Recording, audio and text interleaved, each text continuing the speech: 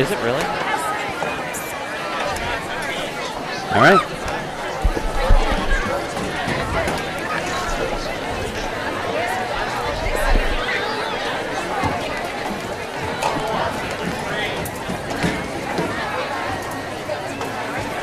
Good evening, Wolverine fans. This is Pastor Josh, joined by KT Kevin Thompson in the Griswold Pride broadcast booth.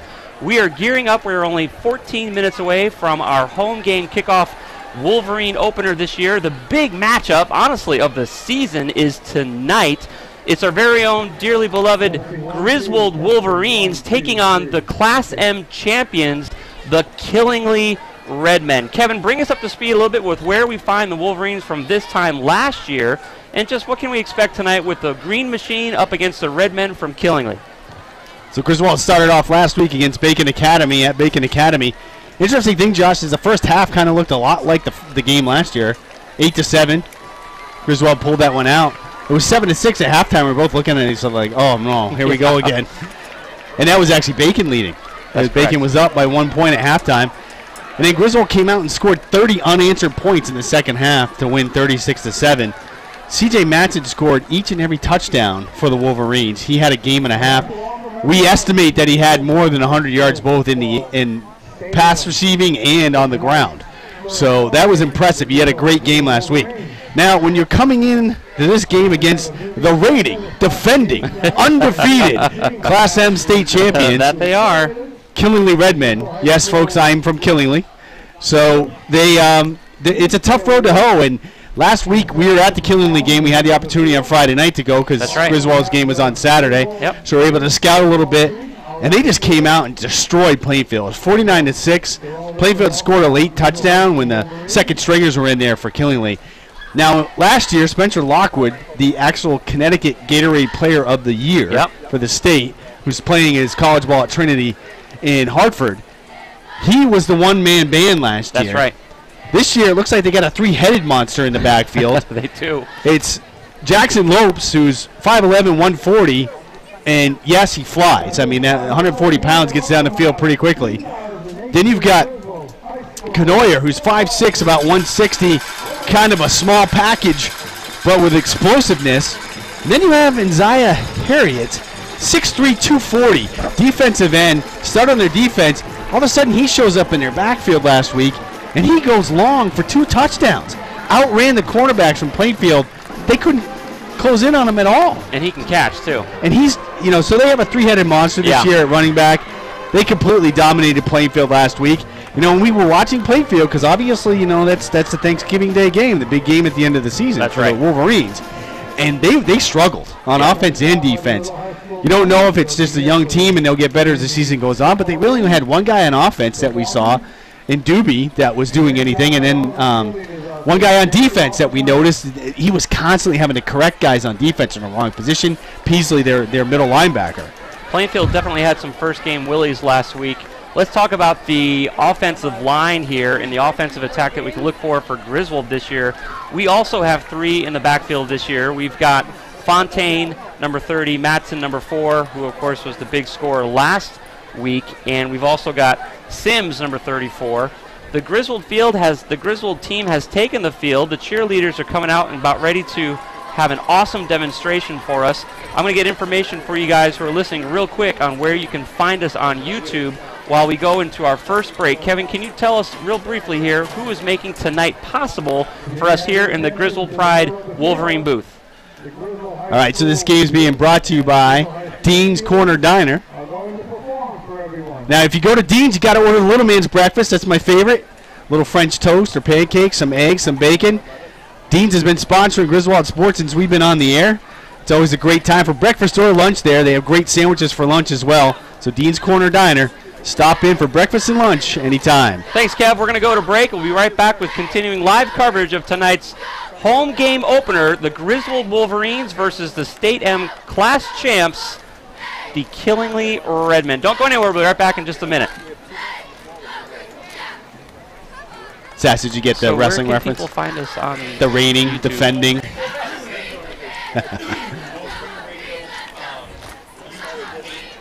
Okay.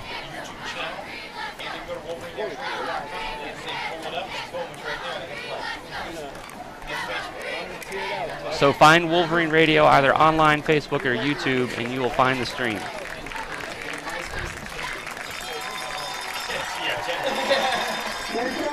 Perfect.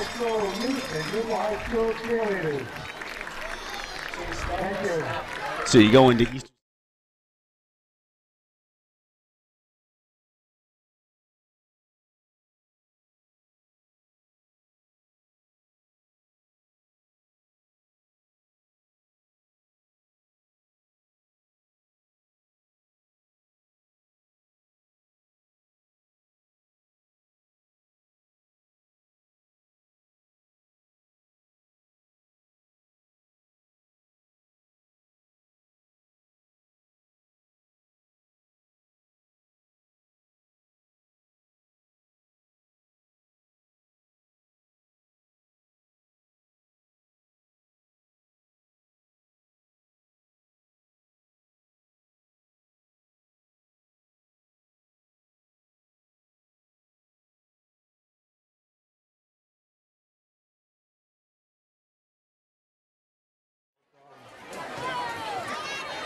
We have the head referee tonight, Kevin Albasi, umpire Jeff Brown, head linesman Jim Butler, line judge Mark Green, back judge Chris DePresto, and the timer up here in the booth is Jim Fritz.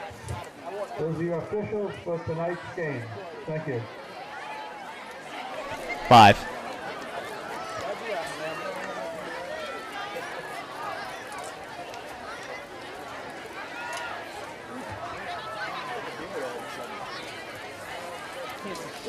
Yeah, I know, that fucking sun sucks.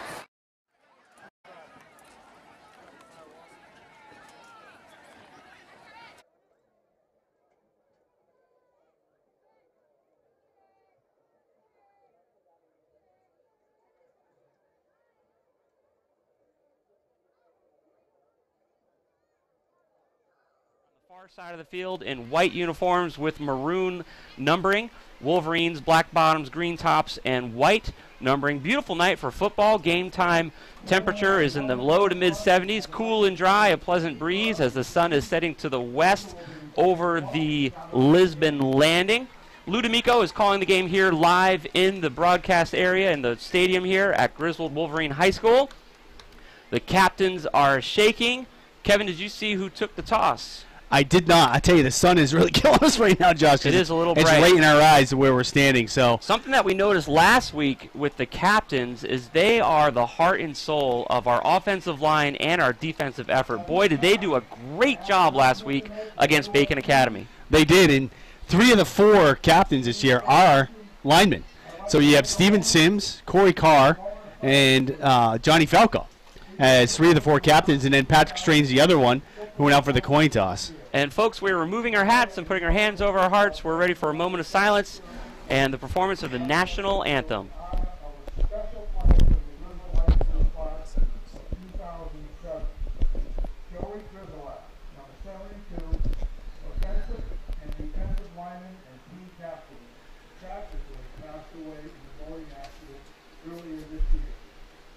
Joey considers his year playing Wolverine football as a highlight of his short life and this year. We honor Joey by carrying him with us on and off the field. Please share a moment of silence for Joey's honor.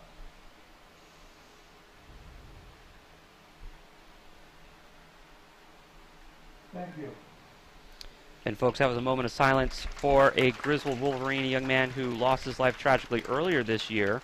Folks responding by gentle and respectful applause as we move on to the singing of our national anthem.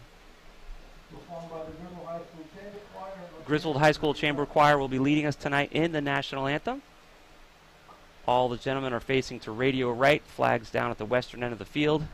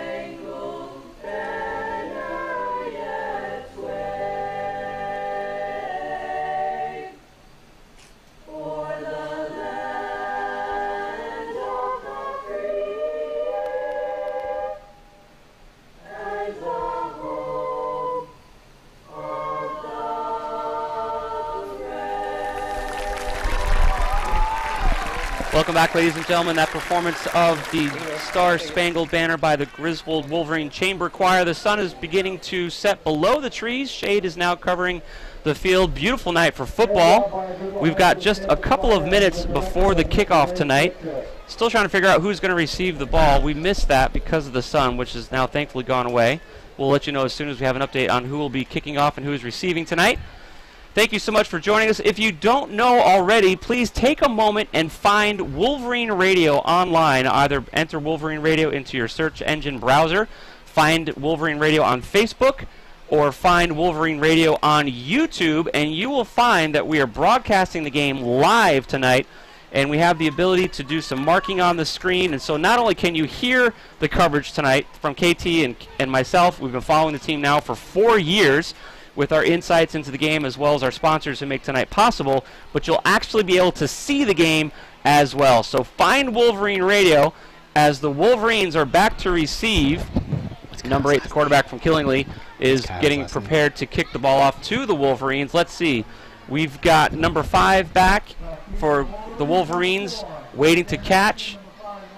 Yep, Matson and Chappelle back deep. Just Sallner to kick it off for Killingly.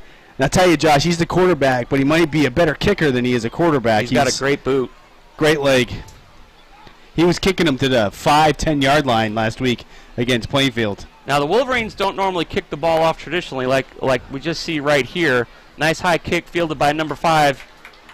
That's Chappelle. Chappelle's got 1 or 2 blocks and then brought down just inside the 25-yard line, bringing up 1st and 10 for the Wolverines inside their own 25. He got about 12 on that return. Kevin, talk to us about what you're seeing as far as field conditions. We saw that Killingly was terrible. They had some grub issues that I think they've taken care of. Bacon Academy last week was in pretty good shape. Tonight we're seeing a slightly different look here for the Wolverines. It's funny because we came in and we said to Steve Cravino, the AD, hey, the field looks pretty good. He's like, eh. So it does look like it's mowed a little bit oddly, almost like there's kind of troughs and stuff in the field. So I don't know if they had some trouble getting that in shape. First a snap at the line of scrimmage, the handoff to the right-hand side. No yards on that play that I could see here. Willingly stopped that initial run there. Looks like he might have lost one, Josh. By putting him back C.J. Matson. Yep. Koziel, the quarterback, has been doing a great job. He can throw the ball accurately. We saw him throw into some very tight situations last week. Excellent arm. It's going to be 2nd and 10 at least here for the Wolverines after that initial attempted run. It's a handoff this time to number 35. Gets a block, bounces his way through, ball's out, recovered by the Wolverines. Still rolling around, squirted out again, and it looked like the Redmen got it. Covered it up there. Boy, that's a heartbreak for the Wolverines. That's not the way we wanted to start it out tonight. So the Redmen are going to take over on downs. That was number 28, Dylan Sanford, one of their linebackers for Killingly that jumped on the ball. And the original carrier was Michael Sims, number 34. Not often do we see him fumble like that, but he must have taken a good shot. You can see on the screen here, if you're joining us on YouTube, Sass has the play drawn up. You can see what happened there. Thanks, Sass. That's looking amazing. Folks, if you're able to watch online, let us know, because this is new for us, and we love being able to show the game for you this way. Isaiah, I believe, from Killingly with that initial carry, number 9. Got about a yard. He slipped. Josh, you can see a so the big field is divot. wet. So I think Steve left the field a little high, and that's what we're seeing. The grass is a little... So they could dig in with their cleats. The grass is a little higher than we normally see. It's funny, a lot of these guys, these cleats, now they used to in my day, and I think they still have them, you could actually change the cleat length by taking the cleats on and off. So I'm wondering if a lot of these guys are wearing the longer cleats to dig in. Wolverines had a good stop there. The board is saying that it's 2nd and 10 for the Redmen as he takes the snap at the line of scrimmage. It's going to be a handoff to Isaiah as well, number 9. He gets a couple of yards on that play. Number 34 on the stop, number 11 on the stop for the Wolverines, as well as number 58 with initial contact. Yeah, so that's about 6 yards, Josh. He's just inside the 20. Shamari Richards on initial contact there. I believe he's one of the captains as well. Big producer last week in the victory over... Who did we play last week? Bacon. Bacon Academy. Thank you, sir. It's a run to the left-hand side. Sallner on a keeper. trying to get the first down. Quarterback keeper looks like he's going to come up a little short, about a yard or two short. I'm trying to figure that out. It was 3rd and 3. No, they gave it to him. First down. There you go. They gave it to him. They got a weird yard marker, Josh. It's actually missing the middle part that we normally see, that big orange triangular piece. Yeah. It's stripped off, so that yard marker is going to be a challenge for us tonight too, especially as it gets darker. Yeah. 1st and 10 for the Redmen here. They're able to convert a first down after 3 running plays, 2 by Nizea, and then 1 a quarterback keeper. Here goes the Redmen. It's going to be another run up to the left-hand side of the ball. The Wolverines stopping that run after a gain of about, what do you say, 4 yards maybe? 4 or 5. That was Derek Turner for the Redmen, and he was brought down on the play by Devontae Fontaine. So the Redmen are knocking at the door here. They're inside right at the 15, 10-yard line here. Inside the 15 at the 10. Early in the game, 9.5 minutes remaining in the first quarter. 12-minute quarters here in high school football. It goes quick, folks. Join us online. Here's the snap. The Redmen at the line of scrimmage. Handoff number 32. Stopped effectively by the Wolverines. Number 50 in on the stop. Number 34 and 22. Steven Sims at initial point of contact there. Matt DePonte got some action on that play as well. Nice stop there by the Wolverines. Going to bring up 3rd and 5. Killingly making some substitutions here early in the first quarter. The Wolverines had the ball for 2 plays before we fumbled on our own 25-yard line. Turning it over to Killingly, who's now driving down the field, running all the way. Nizea leaping and jumping for a yard or two, and then stopped by the Wolverines. Right at the yard marker, Josh. This is going to be close. I wonder if they'll measure this one. Nizea Harriet is a big addition to the offensive line for Killingly this year, and by big, I mean big. 6'3", 240. That counts. Running back and defensive end. It's 4th and 1, Josh. 4th and 1. Killingly didn't quite make it. Is going for it. Quarterback sneak. Wolverines saying that it's going to come back this way. Let's see what the umps have to say. The officials are unloading the pile. There's the pile. Looks like it's Killingly ball. There's a conversation taking place at the line of scrimmage, and the refs are calling for the change. There we go. Let's take this moment. Kevin, we got time for a mention or two? Sure. So, this game also being brought to you by, we actually forgot to say it at the kickoff. We'll get this down, guys. So the kickoff was sponsored by the law offices of Stuart R. Norman, 19 Slater Ave, Jewett City, 860-376-0069. That's the law offices of Stuart Norman, 19 Slater Ave, Jewett City, 860-376-0069. They're calling it a first down, Josh. So they are. So Redmen are going to hang on to their second first down conversion here. 8.5 minutes remaining in the first quarter. All run plays so far this game. Killingly has performed now 8 run plays, all for short yardage, mostly by Nizea Harriet, number 9, who's lining up in the backfield. Quarterback keeper for 1 or 2 of those plays, also successfully converted that 1-yard rush for the first down. Killingly again hands the ball off to Harriet, tackled initially by number 52 for the Wolverines around the ankles, and then brought down after a gain of, let's see, that's going to be, he stretched that out for about 5 yards or so. Yeah, it looks like he's about the 2. I was going to say. So second and goal from the 2 here. Scoreboard is saying exactly that. Early in the first quarter, Killingly looking to put the ball in the end zone here. They're only 2 yards out, and they're inside just going to shove the defense touchdown back. And a touchdown.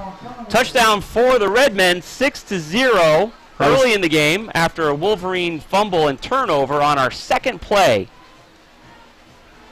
The Wolverines are doing a pretty good job stopping the Redmen. However, they were not able to prevent that. That was about a 20-25-yard drive over 8 plays, resulting in a Killingly touchdown, 6-0, as Killingly quarterback number 8 lines up to take the extra point attempt. Wide receiver Josh Montpelier on the hold. Here's the long snap. The place is good, and it is through the uprights, folks. Extra point attempt is good for Killingly. 7-0. Redmen over the Wolverines early here in the first quarter after a Wolverine turnover on the second play. We're going to take a short break and be right back with the Wolverine possession here at 211 Slater Avenue, broadcasting live from the Griswold Bride broadcast booth. So, Mike, some of these.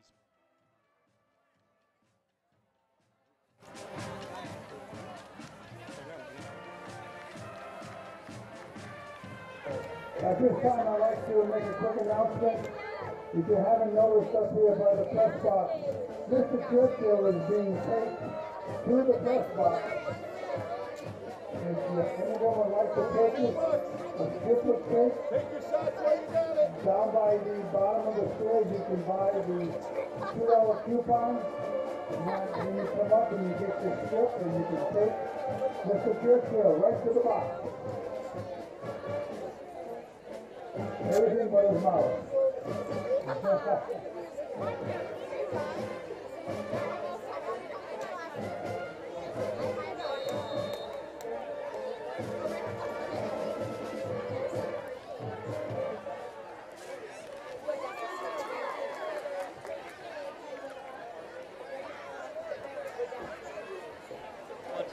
It's the season opener at home for the Wolverines versus the Redmen. PJ Pastor Josh with KT Kevin Thompson. Killingly up with a quick touchdown, 7-0 against the Wolverines. Wolverines just cleanly fielded the ball after a little bit of a bobble here and ran the ball back to about the 15-yard line. So Wolverines taking over here 1st and 10 on their own 15. Nice kick there by the Redmen. We had a hard time fielding it as it bounced around a little bit. And then a clean run down to the 15-yard line. Yeah, DeSalner's leg is just as deadly as his arm. Yeah, he can boot. DeSalner is the quarterback for the Killingly Redmen. We've seen so far this game just run plays, but we know that he can open up and that he does like to find Isaiah Harriet as a receiver. And Isaiah Harriet for Killingly lined up on the left side on the end. Here come the Wolverines from the line of scrimmage. It's a pitch back to number 4, looking for a block, no love, tries to cut back towards the middle, brought down by Isaiah Harriet. No gain on that one. Matson was on that carry. He had an opening, but there were no green jerseys there to help him keep it open very long at all. So it's going to remain 2nd and 10 for the Wolverines. Koziel and Krug heading back to the line of scrimmage. In the backfield for the Wolverines, Fontaine, Matson, and Sims. Josh, Killingly basically has all 11 men within 7 yards of the line of scrimmage. It's a handoff to the left-hand side of the ball. The runner was able to make it back. Let's see, it was number 34 on that carry. He bounced off of a couple of the Killingly Redmen and then scrambled forward for about a gain of 2 yards or so. Actually, they gave him 4, Josh. Excellent. That looked like it was shorter than that to me, too. He had good second effort, and so that was Sims who fumbled on his first carry and led to that touchdown for Killingly. 3rd and 6 for the Wolverines here. Koziel at the line of scrimmage, number 35 in motion in the backfield. It's a fake to number 35. Koziel back to throw. He's in trouble and brought down by the Redmen, number 20, for a loss. Yeah, that's got to hurt because you had a decent shot there getting a first down with 6 yards to go, but now it's 4th and 12. Quinn Gervasio on the sack there that time for the Redmen. 4th and 2 much for the Wolverines. Number 9, our quarterback, back to punt the ball away. He's going to be punting from our own 5-yard line. The ball is traveling through the air, caught at the 45-yard line in Wolverine territory. Number 1 running to the right-hand side. 56 misses the tackle. 57 misses the tackle. Brought down by number 9, the quarterback. So actually, it looked like Falco clipped his leg as Montpelier was going by. Montpelier on the return for Killingly tripped him up just enough, and then Koziel brought him down. The long grass had a little bit of something to do with it too. It just looks like they're not maybe getting. Yeah, maybe the grass grabbed his leg. He tried to cut back into the middle of the field, but the cut wasn't clean. And I think the grass is a little longer than normal here tonight because of all the rain that we've received. Montpelier for Killingly is their number 1 wide receiver, so he has good speed. Boy, I tell you what, rough field position again for the Wolverines on their heels up against their own end zone. Killingly 1st and 10 inside the 20. Here we go. It's a pitch play to number 32, who's hit in the backfield. Nice stop play by the Wolverines. Let's get a jersey number 57, one of our captains. Johnny Falco. Wow, was that a nice stop. He hit Lopes soon after he took the pitch from DeSaulnier and was right there for a loss of a couple. They're saying 2nd and 10 on the board, but man, I'm telling you right now, it looks like the yard marker's two yards in the backfield. So it's 2nd and 12. The board just hasn't been updated yet. 2nd and 12. Let's see. The paint is really rough looking inside right at the 15-yard line.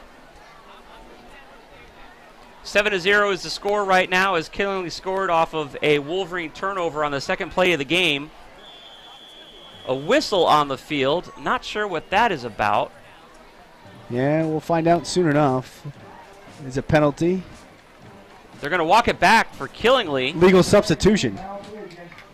I didn't see anybody come in the field late or leave late, but something wasn't right. So they're going to move it back 5 yards. Oh, you know what? I think it was delay a game. It looked looked like he crossed his arms, not did delay a game. Very good. So back to the 20-yard line now. Killingley, 2nd and 12. Back to throw. Is the Killingley quarterback wide open. Touchdown. Number 1 for Killingley. Boy, that wasn't even contested by the Wolverines. Blown coverage there by the Wolverines. An easy 20-yard reception, 25-yard reception for number 1 there. Montpelier for the Redmen. 13-0 is the score. Quick here in the first quarter. 5 minutes remaining in the first quarter.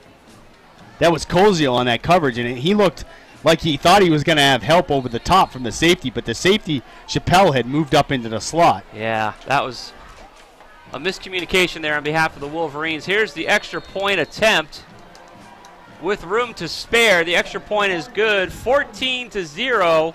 Wolverines back on their heels, trying to get the ball somewhere decent position, having a hard time between turnovers and not moving the ball down the field. Do we have time to take a quick?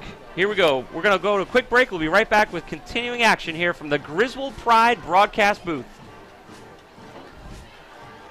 So, Mike, what I was saying is,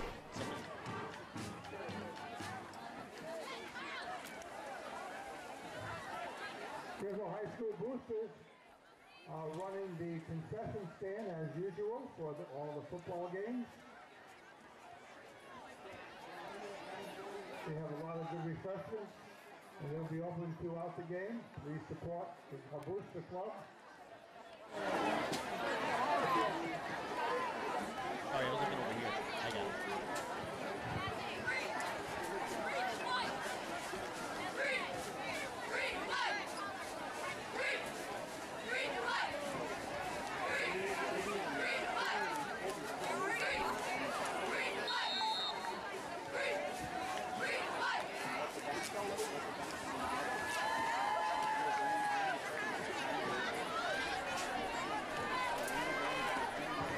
I got to get the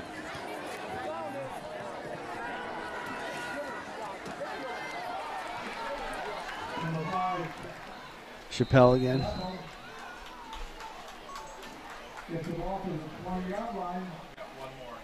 After this one? Okay. So we got 10. Am I live at 6?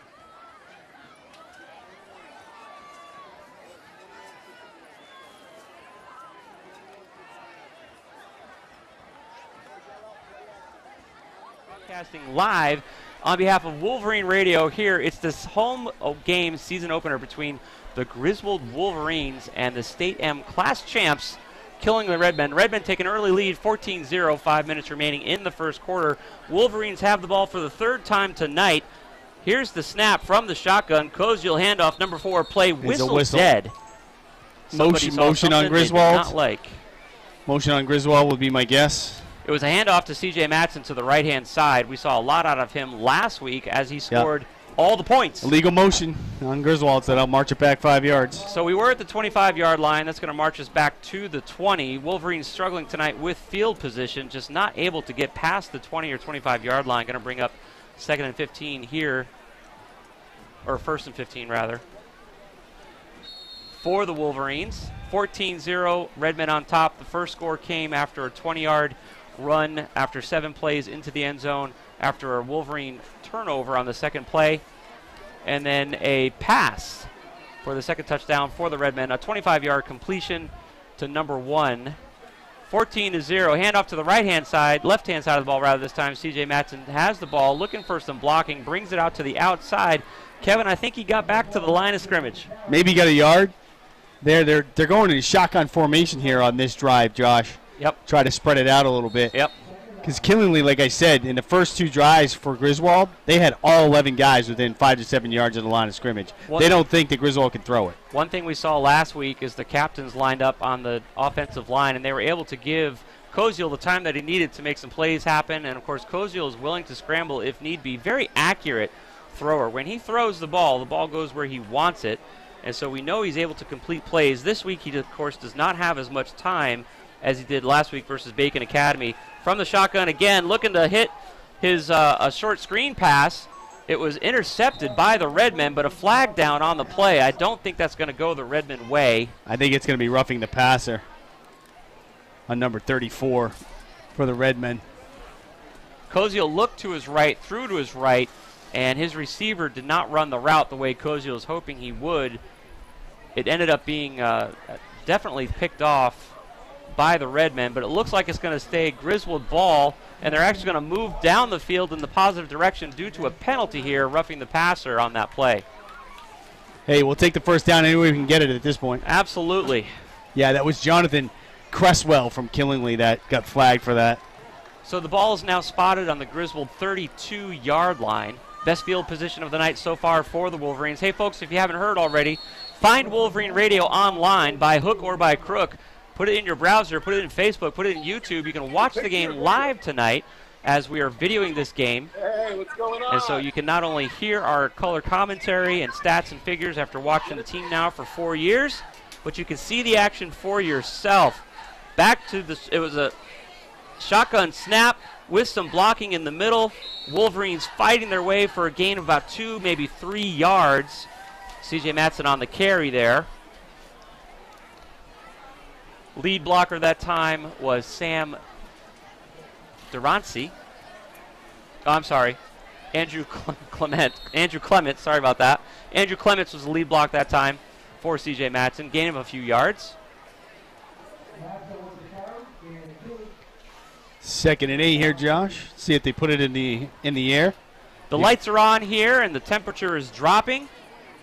The stands have filled up nicely. Back from the shotgun, Koziel with the snap, pitches the ball to number 21, who's running around the right-hand side, looking for some blocks, has some room to run, forced out of bounds by the Redmen after crossing midfield. That's going to be another Wolverine first down. Isaiah Stubbs on the run around the outside, 5'5", 125 sophomore.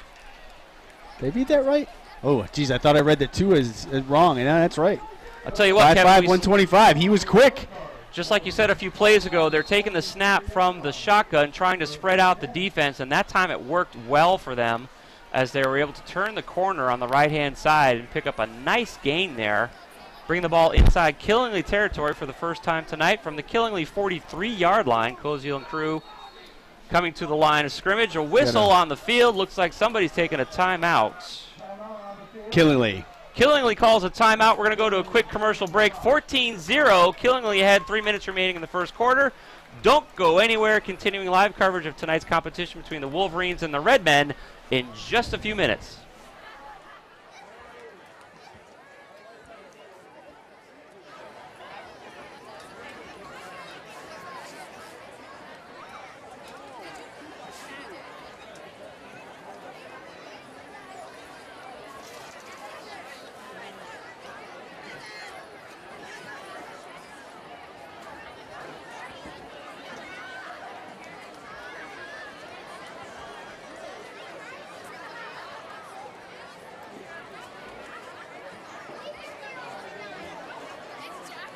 You can't do it.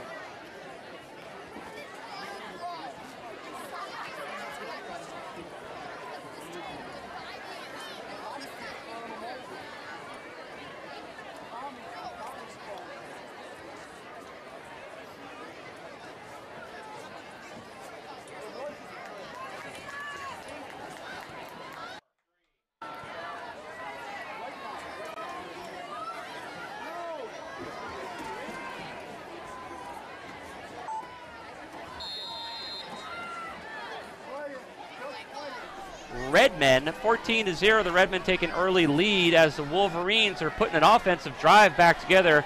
Nothing on this play, however, as Koziel is sacked.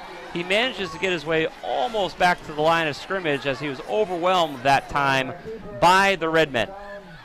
Yeah, he lost about 2 on that, Josh. Harriet and Quinn Gervasio both in for the Redmen there. Half a sack each for those gentlemen. It's going to bring up 2nd and 12 for the Wolverines. This is their 3rd possession of the night. They've had some nice traction on this particular possession. They had a penalty assessed for roughing the passer, which brought him down the field. And then, of course, they had a great run play around the right-hand side. And they are now in Killingley territory. You can see the game live on YouTube or Facebook. Just search for Wolverine Radio.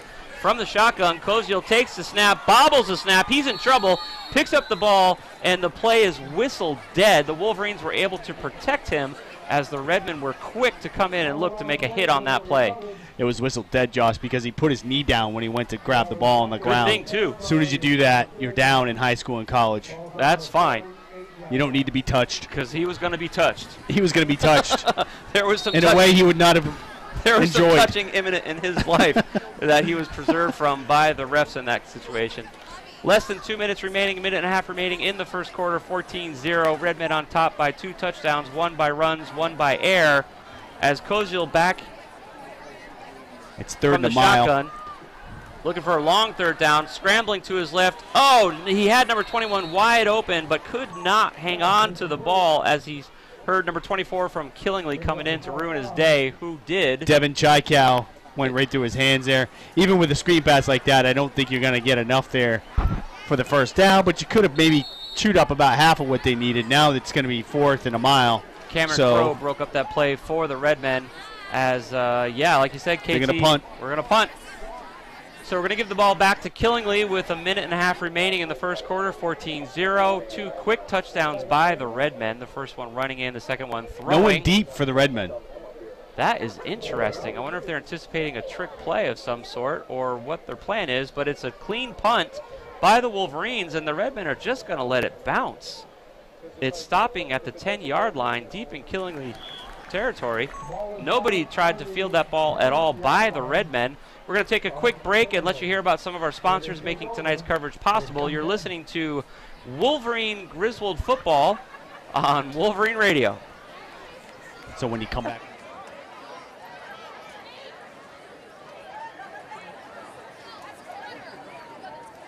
I want to try to stick to it. Yeah. All right, so then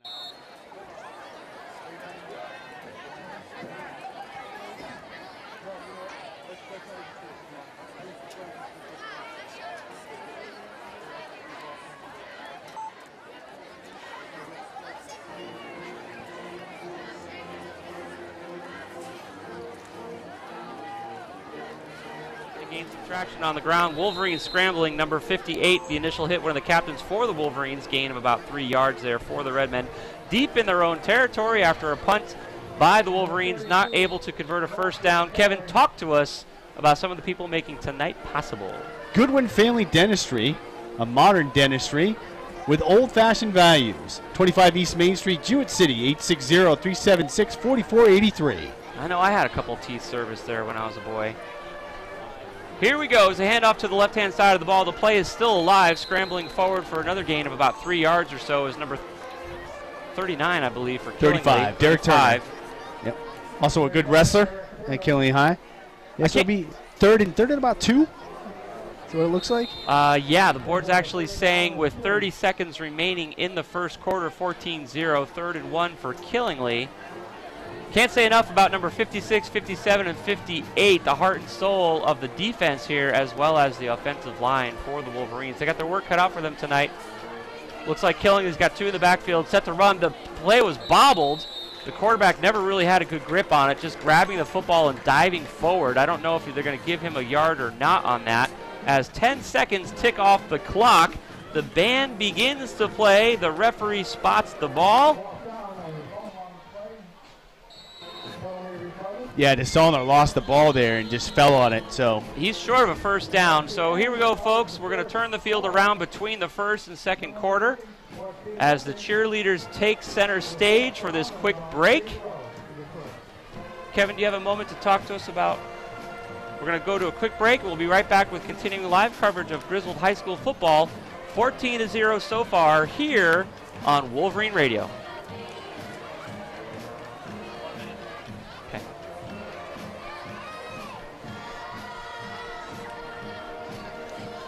That's perfect. It'll probably come back right as they're ready to go. They'll punt it, I'm sure. They're too deep. So 14-0 at the end of the first. Put the line under that one. Second quarter. What do we got?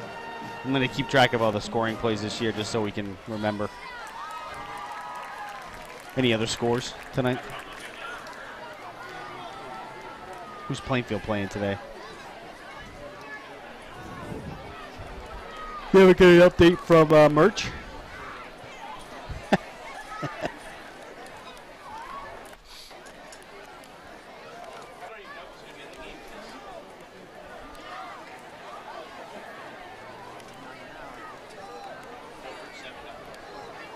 Is this me? 2-1? Yep. Good evening and welcome back to Wolverines Radio's continuing live broadcast coverage here of the Wolverines versus the State M champion, Killingly Redmen. PJ here in the booth with KT Kevin Thompson in the Griswold Pride booth. 4th and 1 for the Redmen. We just turned the field around at the beginning here of the second half from the line of scrimmage. The Redmen need a yard. Look like they're going to go for it. The quarterback waving off the play, standing up, and that's going to be a that was the old try to draw him offsides play. Okay, Josh. So they took the made an attempt there. Did not work for the Wolverines. Let's see. So did they take a timeout, or did they take the 5 yards? yards? Timeout or the 5 yards? yards? Looks like they took the timeout because they're not walking off a penalty. So right. That's the second timeout Killingly's already taken in this first half. They've done a couple of things that I haven't seen before, calling a lot of timeouts so far and not even trying to field the punt return after the last set of downs when the Wolverines were forced to punt the ball away. Got up to about the 40-yard line, then could not convert on 4th. We punted the ball, and the Redmen just let it roll to the 10-yard line. So the Redmen still are working on that possession now from their own territory, right around the 20-yard line. 4th and a yard for the Redmen. Going to take the snap. And here's the punt by the quarterback for the Redmen. Back to field the ball are the Wolverines. Not going to be able to make a return on that ball as it just crossed midfield. It's going to be placed on the 49-yard line in Wolverine territory as the Wolverines take over on downs. 14-0 here. Good field position for the Wolverines. But Kevin, they've got their work cut out for themselves tonight. Talk to us a little bit about what the Wolverine offense is facing with the state championship defense of the Redmen. Well, you know, it's interesting to see that they came out in their split wing, you know, which is a normal formation on offense to start, but then they immediately on the third possession, their last possession, went to the shotgun. And they had a couple of decent plays, that nice outside run by Stubbs. So we'll see what they do here with this formation. They're definitely trying to spread them out. The Killing defense did lose some beef up front. Yeah. But they're still quick enough to the ball that you have to block them in order to move the ball. staying in the shotgun, number 5 in motion. Koziel hands the ball off to number 20, looking for some blocks. Hit at the line of scrimmage, forced back by the Redmen. Yeah, it looks like it's no gain or maybe a loss of 1 there, Josh. Yeah, that play was stuffed. That was Fontaine on the carry. Yeah, right at the line of scrimmage pretty much. I got an update from Sass, who's on the sideline. He texted me that Patrick Strain, and I noticed this, Josh, when they went out for the coin flip. He didn't have his pads on, and I'm like, what's going on? Oh, that's but he just said he's got a leg injury. Happened last year in track, and re-aggravated it in the game last week. Ball has got the same spot, KT, Kevin Thompson. So here we go. 2nd and 10 for the Wolverines. Staying in the shotgun, trying to spread out the defensive line as Koziel takes the snap. Looking to throw this time, scrambling to his right. Drops the ball and nailed in the backfield by Isaiah Harriet. That's a big loss for the Wolverines. Kevin, that ball must have been wet or something, because that's not something that Koziel does. He had the ball, and then he dropped it. They literally sent 8 guys, Josh. They rushed 8 guys on the passer that time. It was a blitz. They only had 3 guys dropping coverage. They are not respecting Griswold's ability to throw the ball at all here. No, and unfortunately for us, the offensive line is being overwhelmed by the Redmen right now. 10.5 minutes remaining in the second quarter as the Wolverines are struggling to make something happen here early in the second quarter. 14-0 is the score. Find Wolverine Radio online, YouTube, Facebook, or just type in Wolverine Radio in your browser. Pull up the game on YouTube. You can see what we're talking about here. Back from the shotgun, fake, hand off to the right, finds number 21, clean catch, breaks the tackle, scrambles forward for a small gain, but Kevin, that's not even going to bring him back to the line of scrimmage. Not quite. Be about 4th and 15-ish. That's correct. So that was a decent screen pass. They tried that one time before That's correct. to Chaikal, but it went right through his hands. They At least that time they... Darren pulled it in this time, broke the first tackle, got down to the 39-yard line. I'm sorry, 39-yard line. 44-yard line. There we go, 44-yard line. And we're going to have to punt the ball away here for the 4th time tonight. High kick to the left-hand side. Doesn't even bounce inbounds Short at and all. out of bounds. That's going to be at about the 45-yard line. Exactly right. I think it's Give or going to take. be a favorable spot for the Redmen for sure. It's going to be Fisher's right around. walking. He's walking. No, at the 40. Looks like a favorable spot for us, actually. They mark it at the 40-yard line. That looked like it went out of bounds well before the 40. Yeah, it did. We'll take it, however. 1st and 10 coming up for the Redmen. We got time to mention a sponsor, don't we?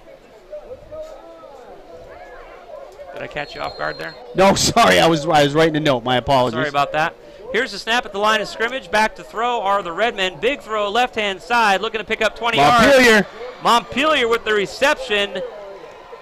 Nice stop there by number 2, Andrew Clements for the Wolverines. He prevented a touchdown. That was a 42-yard airstrike from the Solner to Montpelier. And this is what made us nervous when we watched Killingly play Plainfield a week ago. Because last year, Killingly couldn't pull that play off. Or at least they didn't try very often. They didn't need to. No. Spencer Lockwood just rushed for 300 yards every game, so they didn't really need to throw the ball. We've seen 2 long ball receptions so far tonight. The first one for a touchdown is a 25-yard completion in the end zone, and that's what brought the Killingly Redmen up to 13 and then 14 points with the extra point. Score is still 14-0. Big, like KT just said, 40-yard completion here, the second big throw of the night. You just simply didn't see Killingly throw through the air last year, not like this. No, and like we said, they didn't really have to. You know, when you got a guy like Lockwood, you throw it when you need to, just to kind of mix it up a little bit, keep the defenses honest. DeSalner's a big kid. He's 6'3", so he certainly can see over the line, and he's got a great arm. He's actually their best basketball player, too. Yep. He's on the basketball team as well. While the Wolverines were able to make a stop on that play, I have to say that the coverage deep was thin. I guess that's the best. So it was one-on-one coverage on the outside there, and, you know, honestly, Clements did a pretty good job. He was stride for stride, and he tackled Montpelier right as he caught the ball. So. Yep. No, it was a good, clean defensive play, and if he did not make that stop, we would have seen a change in the score. From the line of scrimmage, here we go, 1st down for the Redmen. It's a run up the middle, number 32. Nice stop there by the Wolverines, restricting the gain to just a couple of yards. Number 56, initial contact. Number 11 for the Wolverines with the stop. Couple yards, so 2nd and 8. One thing that's intrigued me so far is I've seen this. This is the 3rd time they've done this. So Jackson Lopes is their speedster in the backfield, but they've run in between the tackles every single time. They haven't gone to the outside with him yet. Colby Van Teen on the initial contact that time. The snap was not clean. The quarterback running around the right-hand side. Number 5 and number 34 chasing the quarterback out of bounds. Boy, that was almost close to a touchdown, and sure enough, it is. They're calling it a touchdown for the Redmen. That was a botched play. That ball must be wet and slippery because I could see through the binoculars that the Redmen fumbled it, basically, but he kept it. Clean possession. Busted up his own play. Yeah, there was a mishandle on the snap, for sure. You know, he juggled it as it was coming up from the center. Yeah. Turned around and was like, uh-oh, I can't hand it off to my guy because he's already by me. Yep. Went around the outside and scored. 20-0 with 8 minutes and 45 seconds remaining in the second quarter here at 211 Slater Ave. Wolverine Radio broadcasting live from the Griswold Pride broadcast booth for the extra point. It's the Redmen. Here's the long snap. Here's the place. Boy, the Wolverines were all over that. Number 2, Andrew Clements almost had his hands on that ball, but however, the extra point attempt is good. 21-0 for the Redmen. Wolverines are going to have a chance to drive back. As Kevin and I were mentioning, it's a beautiful night for football. The temperature's dropping as the sun drops down below the horizon. The grass is a little bit longer here tonight than we normally see. We're going to take a quick break at this time. 21-0, the Redmen on top of the Wolverines. Season opener home game here, folks. Don't go anywhere. Find us on YouTube. Watch it with us live. You're listening to continuing live coverage of Griswold Wolverine football here on Wolverine Radio.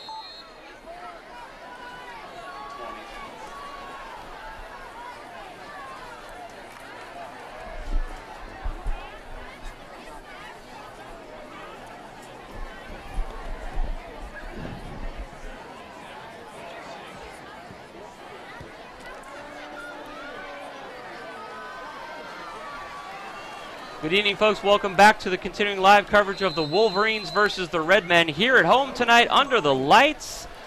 The Wolverines just fielded the ball, ran it back to their own 25-yard line, 26-yard line. Yeah. They're going to take over on downs. Number 35 there on the reception.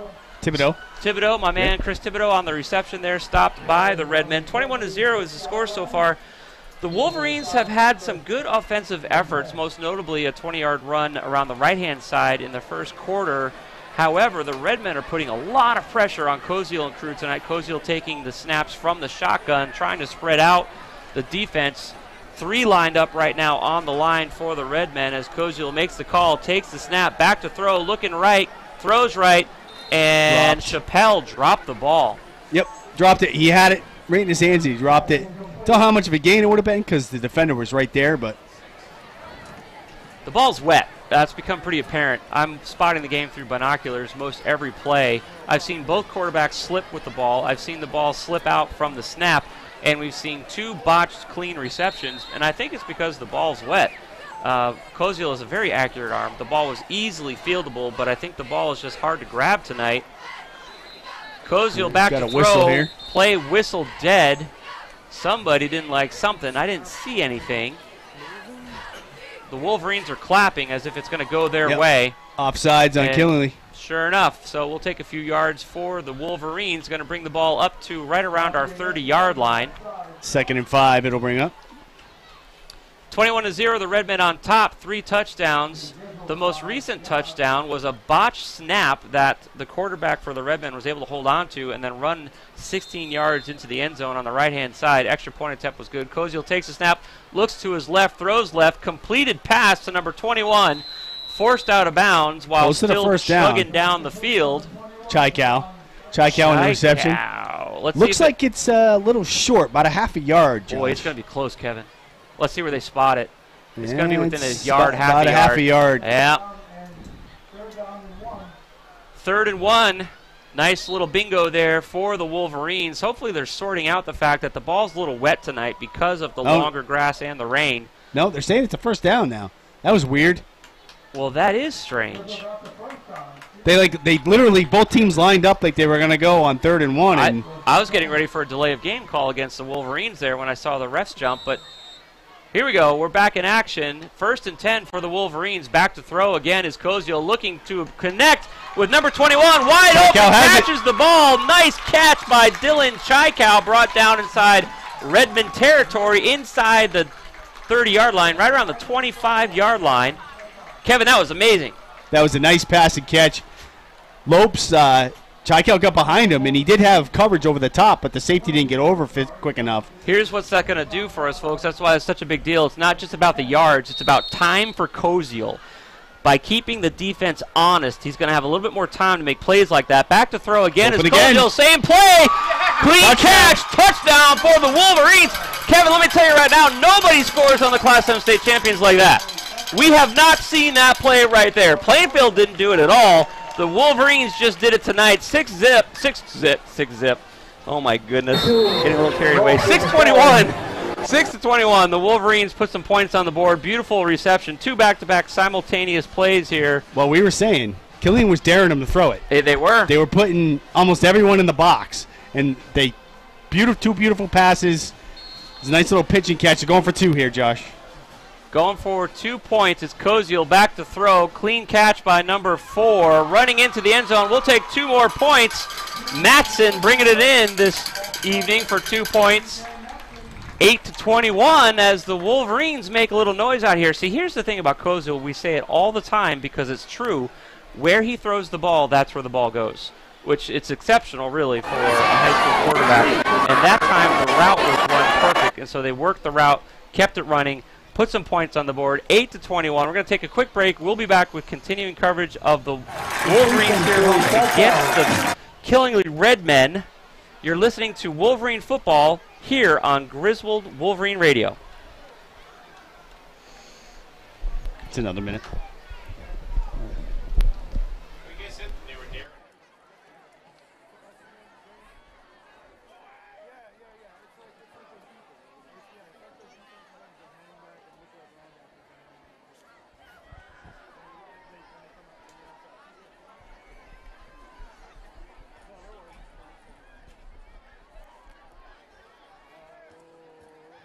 It was a 26-yard reception. Thank you. This stool is nice because it gets me below this crazy bar. I know. I feel like I'm blocked.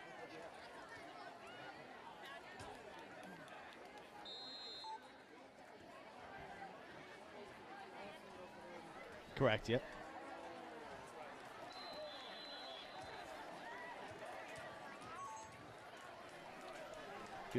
Welcome back to continuing live coverage of the Wolverines here at home against the Redmen. The Wolverines just put 8 points on the board. Kevin, bring us up to speed real quick with the Wolverine touchdown and 2-point attempt. So it was Koziel to Chaikow, 26 yards through the air. Matson with a 2-point conversion to get the Wolverines on the board. Interesting, though, that they kicked it short like that against the Redmen. I try to kick it deep against these guys. You don't want to give them their ball almost at midfield.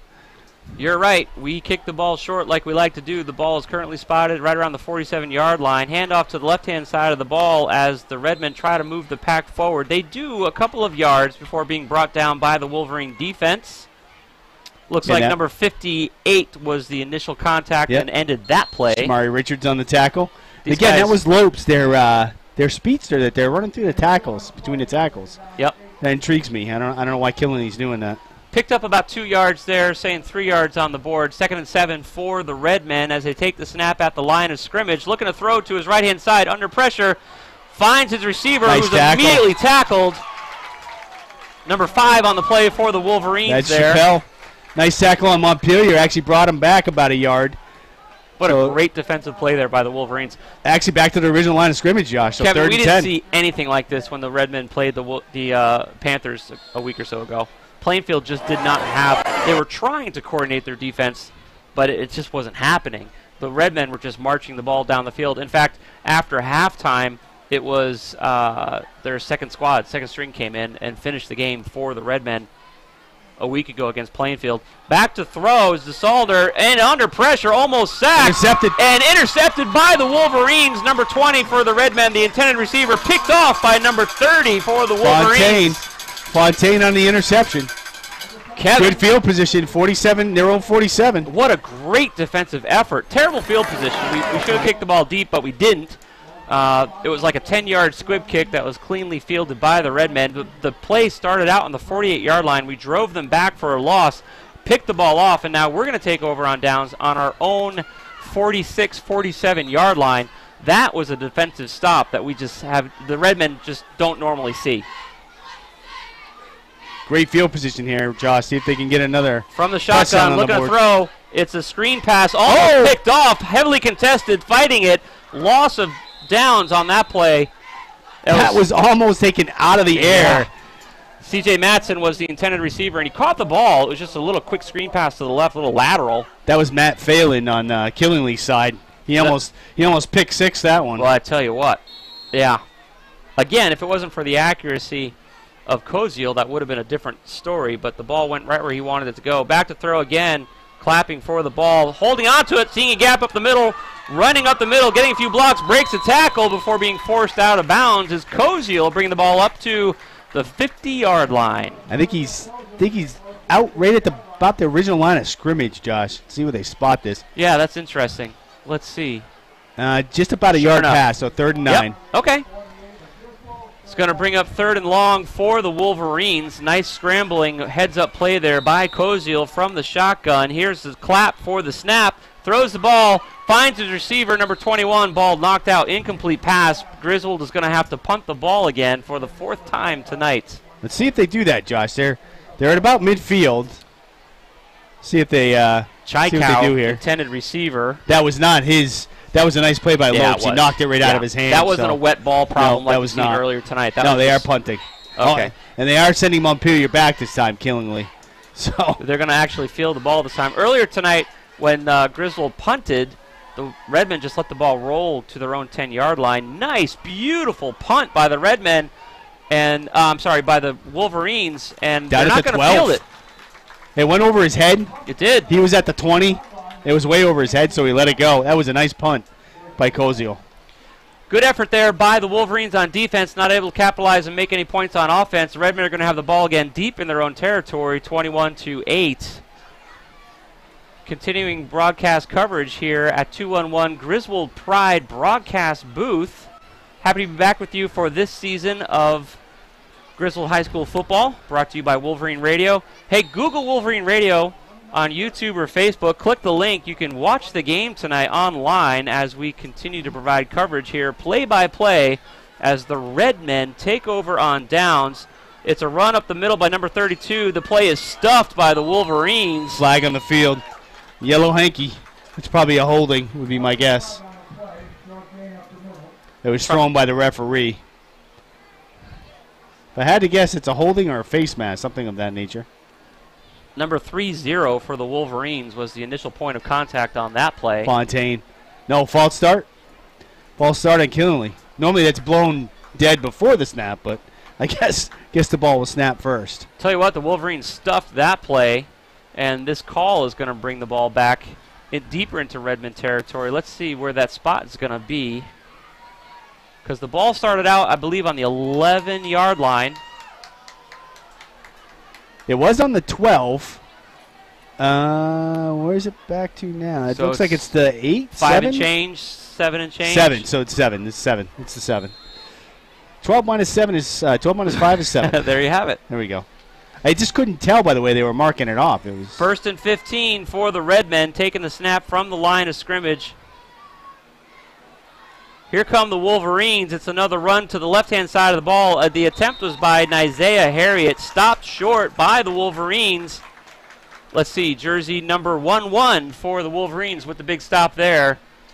Vantine, Colby Vantine.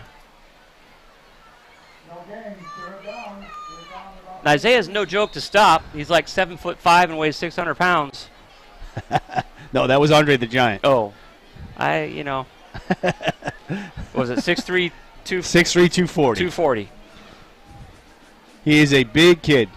He's a nice kid, too. I've had the opportunity to give him a ride home a couple times from Killingly High School. Back to throw is DeSaulner, looking for incomplete, looking for number 1. Montpelier, that ball was not well thrown, Josh. It was Andrew Clements busted that play up, and the ball was underthrown.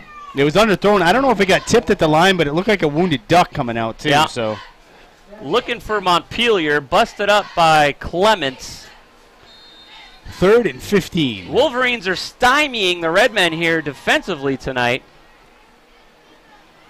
3rd and 15. We know that the Redmen can throw, but the Wolverine defense has come alive in a big way. Griswold's getting a guy on the field at the last minute. Oh, that ball was tipped. Ball was tipped at the line of scrimmage. Flag on the play. Let's see what the illegal call substitution is. on Griswold. Yeah.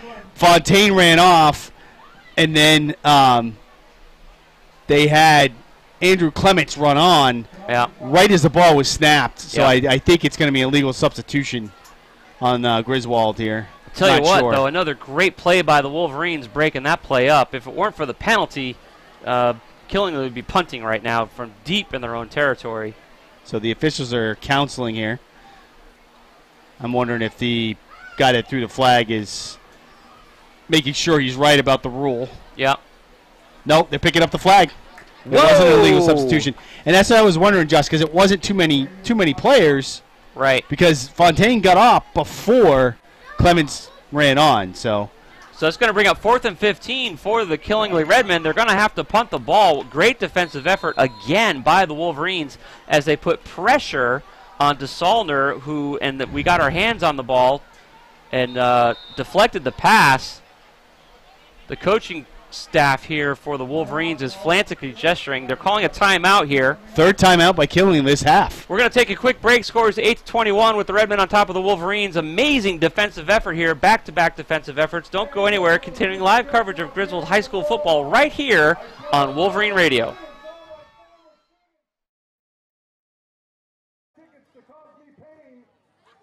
I gotta beat Mrs. Coleman's record from last year. I'm already gonna stay on the wall for 3 quarters, so I beat that anyways. She only stayed a half.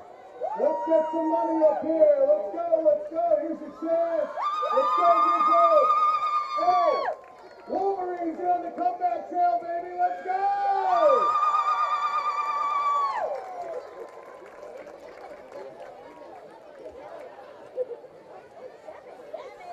What do you say? Better myself.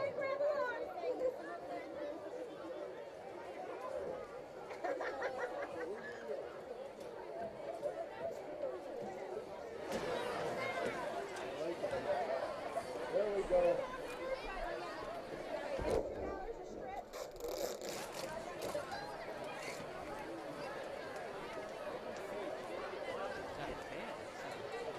No, it's good. Lisa, keep it.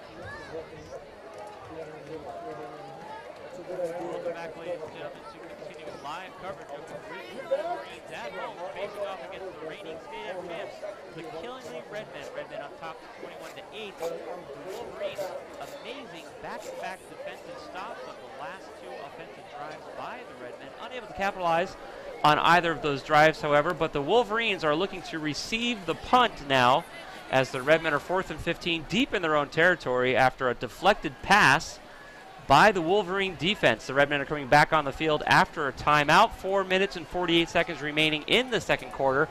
Find the game online. Just Google Wolverine Radio. Click on the link. Find us on YouTube, and you can see what we're talking about here tonight as the Redmen punt away the ball.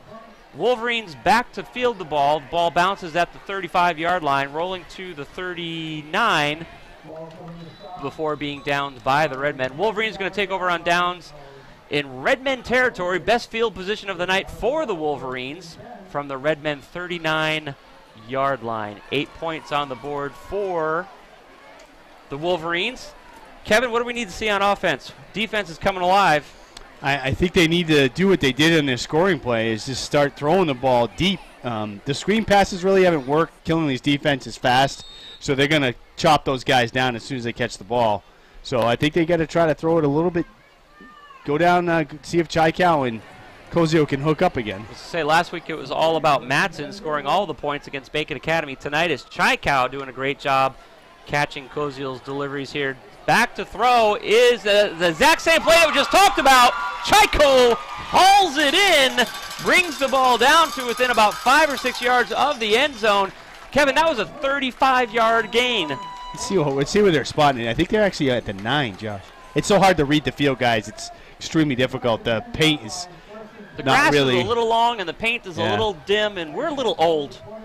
Yeah, the 9. That's what the game is. But it's first and goal. First and goal. So that was about a 29-yard completion. Koziel to Chaikow. Magical play tonight. Under pressures. Koziel breaks the tackle, holds onto the ball, looking for the sideline. That's a horse collar. Brought down by a horse collar. Horse number collar 34. tackle. That's a 15-yard penalty. Wow. The Redmen, number 34. Big play there. Bad play. That was not Michael Sims. That's our own 34. Jonathan Cresswell, horse collar Koziel. And he knew it. Cresswell got up and slapped himself on the helmet as soon as he knew it. And that's going to be a big play because that would have been about a 5-yard loss. I was going to say. It's going to bring him up to the goal line or within a couple yards of it anyways. Well, it's still first down. And I think they can't go a total of 15, so it's going to be half the distance, so they'll put it at the 7. Sure enough.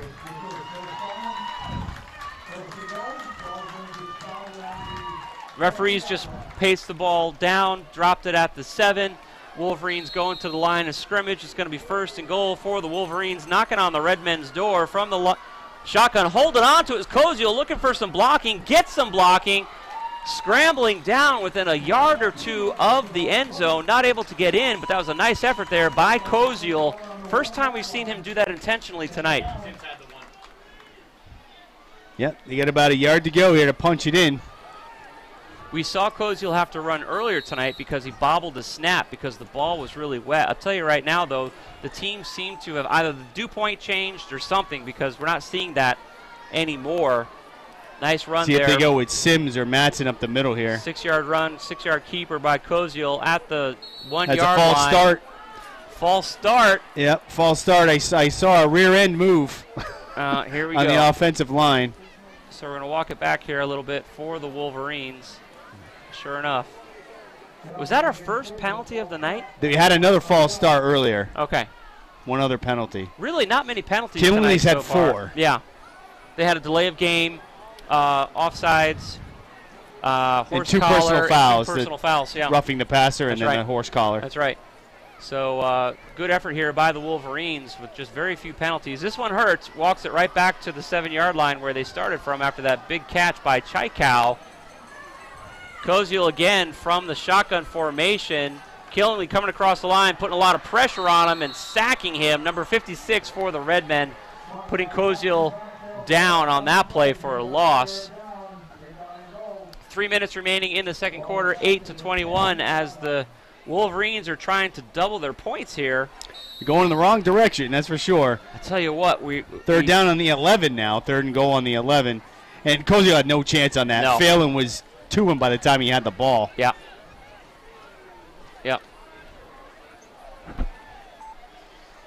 3rd and 10 now for the Wolverines. Basically, they're looking to get in the end zone is what's happening here. Down deep in Redmen territory.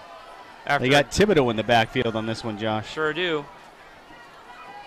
It's a fake to Thibodeau. Koziel drops the ball, picks it back up, and he's going to get sacked for a big loss. He's trying to ground it, trying to throw it away, but I don't think that's going to work, Kev. Yeah, there's no flag. Sims was there. He was in the area, so it doesn't look like they're throwing a flag. They're going to spot the ball at the 20-yard line. So they've gone from the 1 to the 20 in 3 plays. So Chaikow got us down to the 7. We got up to the 1 after a Koziel keeper, a 6-yard keeper. And Griswold's taking a timeout here to talk it over. Yeah, between false start and a couple of sacks, we're right back at the 20-yard line, looking at 4th and 20, so they're going to have to make a decision here. Do they go for – that's too far for them to kick for 3. Yeah, I don't think that would be a 37-yard field goal. So all day long. I don't think so, they'll Kevin, do that. what do you do? 2.5 minutes remaining in the second quarter. I think you go back to the play. It's worked 3 times. It's worked 3 times. It's worked 3 times. You're playing the state champions. We're going to take a quick 1-minute break and be right back with the conclusion of the second quarter, 8-21. Wolverines knocking on the door, hoping to double the score. You're listening to the Griswold High School Football on Wolverine Radio.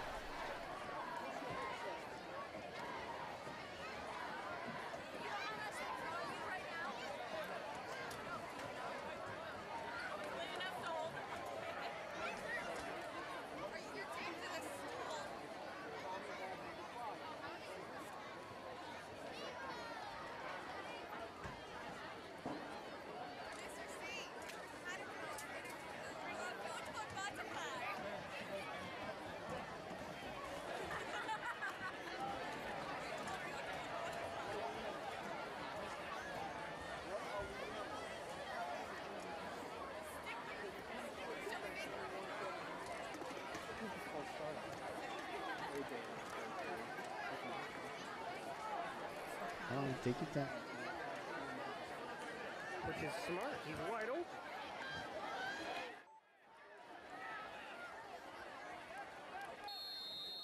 Go. Welcome back, folks. The Wolverines here looking to make a play to convert to a touchdown here deep in the second quarter. Koziel back to pass. Has number 24 open. That's a completion. That's a touchdown, folks. Wow, what a play. Koziel to Sims for 20 yards. And that'll draw the Wolverines in. We've seen 4 big completions tonight, 3 of them to the left side of the ball, this one to the right side of the ball, this one to Sims for the first time tonight, the other 3 to Checkout. I tell you what, Kevin, I am loving what I'm seeing here. And honestly, we're wondering if it's beginning, if it's possible, to rattle the Killingly defense a little bit. Yeah, we were talking in the break that I don't know if Killingly came in here and underestimated the Wolverines, but they are not playing a sharp game tonight for 14 to 21 here going into the half. Wolverines lining up for the 2-point conversion. Flag on, not a flag, I'm sorry, whistle. Play resumes. It's winding the clock. Thibodeau's in. Thibodeau, Chris Thibodeau, number 34, is in for 2 points. I'll tell you what, Wolverines shoot and they score. 16 to 21. Wolverines trailing by 5. 2.5 minutes remaining in the second quarter. Kevin, you know, it's hard to see, and you know, you don't want to armchair quarterback something, but we saw some things in the first quarter that struck us as kind of odd. We saw that Killingly had no respect for the pass game whatsoever. They rushed at one point 8 guys to put pressure on Koziel. Koziel was rattled, but then he started connecting with Chekhov, and that really turned things around. The other thing that we saw that just struck us as a little odd is that the Redmen are not fielding any punt returns at all. In fact, they're not even putting guys in the backfield to catch the ball. They fielded the first one, and Montpelier had a nice return to the right, but the last couple punts that Griswold had, they didn't even attempt to field it. Which is odd, and it could strike you as they're just not being as engaged or as serious as maybe they need to be. What'll be interesting now is if that was in fact the case, if they were playing a little pompous, if they were playing a little arrogant, not giving the Wolverines the respect that the Wolverines obviously deserve, now the score is 16 to 21, we're going to see something change on the Redmond side. We're going to see them start putting men in the backfield to actually do a punt return, and we're going to start seeing them send only 3 or 4 in on defense, which is exactly what we've seen in the last few drives. So it's time for the Redmen to wake up a little bit here. They did not see this coming. I don't think they saw themselves 5 points ahead going into the half. Here's the kick. Thibodeau, low line drive. Killingly having a hard time picking it up. They do pick it up at the 15-yard line, and sure enough, it's a run back this time. Number 32 for Killingly, brought down by the Wolverines right around the 30-yard line in Killingly territory.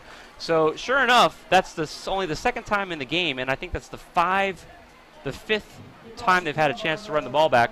It's only the second time they've actually run the ball back. Yeah, that was Canoyer. He hasn't been in the backfield much tonight either, which I don't know. Maybe they get some injuries and nicks on their side of the ball too. So didn't see that last Friday. But you ready for an official prediction? Killingly is going to go back to what they know and love, which is the ground and pound. I don't think they're going to throw the ball. I think they're going to hand it off here and try and get it down the field. Keeper, quarterback, fending off number 5, looking for the sideline on the left-hand side, chased out of bounds by number 5 and number 34. That's going to be another penalty on Killingly. So do you remember the play last year where Yetton came up and blocked a guy? Yeah. And the guy didn't see him? Yeah. And they called a penalty? That's exactly what they just did to the guy on Killingly. So this is going to erase this game by DeSalle and their personal foul. Oh, no. Sorry, my bad. Personal foul on Griswold. I thought it was going to be the other way around. And it was a late hit out of bounds, perhaps. Chappelle and Sims were the ones that chased DeSaulner out of bounds there. And sure enough, boy, they're assessing a penalty now. So he ran out. So that's going to put it in Griswold territory. I was going to say, he ran out between the 40 and the 45 in the Redmond territory, and now they're in Griswold territory. So I didn't see the hit or the foul, but the refs did. Had to be a late hit. That must have been what it was. 47-yard line now in Wolverine territory after a quarterback keeper. We think they're going to keep it on the ground now, and sure enough, it's a handoff to Isaiah Harriet, spinning and diving his way for a gain of about 3, right up the middle. Now, they had no timeouts, Josh. That's the other all weird 3 thing. of their timeouts. That's the third weird thing. No punt returns. They used all the timeouts, and they were sending 8 on the rush on defense out of no respect for the Wolverine pass game.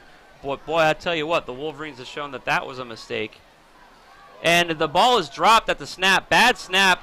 It's a quarterback keeper de facto. A number of Wolverines trying to bring DeSaulner down. Number 11 finally does. Lots of pressure by the Wolverines there, but he was able to scramble forward even with that pressure he picked up a couple yards there, didn't he? Yeah, it looks like, well, no, he got back to the line of scrimmage. Back to the line of scrimmage, yep. So I'll bring up third down about 5. Now, I don't know 6. if you're watching this game on YouTube, I don't know if you're able to see what's happening. I try to spot the game through binoculars as much as possible, and that ball, it was a bad snap. It was a botched snap. And so whether it's the dew point or the grass being a little bit long or the rain that we had this past week, that shotgun ball this is time, a little Josh. wet. From the shotgun, let's see if they actually throw now. Whistled play dead. One of the refs didn't like something. Andrew Clements for the Wolverines is gesturing about timeout, something. Griswold. Okay, so Griswold called a timeout. 16-21. The Wolverines only down by 5 with a minute and a half remaining in the first half of play. We're taping somebody to the press box this year. Ray Churchill, right? Yes. Yep. He's all taped up. So he's stuck to the side of the booth right now. He is stuck on the booth. I wonder how much they raised. I believe Mike took a picture. So that'll be posted on... you can buy strips of duct tape. Last year it was Erin Polonin, the high school principal, who was the good sport. She was duct taped to the side of the press box last year. Raised about $500,000, I think. So we'll see what happens this year, as Ray Churchill is currently suspended between heaven and earth, as we like to do here, raising a little money for the Griswold High School. The boys are coming back on the field after a Griswold timeout.